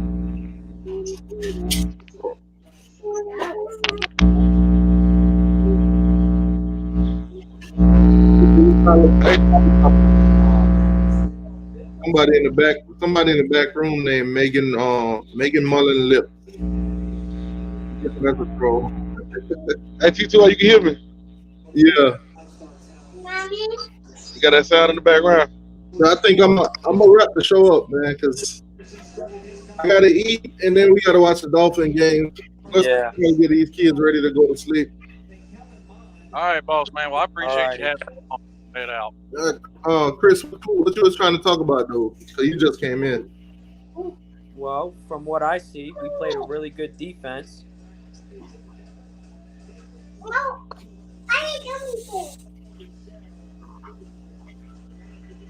Where do you think you rank UAB defense and teams we played this year? Being our first game and just getting our jitters out on them. I think their defense. Dude, they look really good tonight. They're not power 5, but they defense. I guess for that's tough because I don't really watch them, man. Yeah, but people forget that they won 28 games in the past 3 seasons. Yeah, but you got to look at who they played also. True. Look at the conference that they're in. They're not beating teams like Miami and teams in the ACC on a constant. But I'm gonna have to wrap it up, man, because the kids are getting hyped now. Go Fins. Go Canes. Hey, go Canes. Go Lakers. Alrighty. All right, y'all. Hey, y'all. Everybody have a good night, man. Thank y'all for coming through. Make sure y'all hit that like button. Subscribe to the channel if you ain't already subscribed. Go Canes. We got this. I'll be in the stadium this weekend. Anybody see me, just say what up. But y'all have a good night, man. Good night. I'm having VT, I'm having White Castle burgers. The little ones that you warm up. The little ones that come in the little box. I just, put them in the microwave, warm them up. Sit down. But good night, everybody.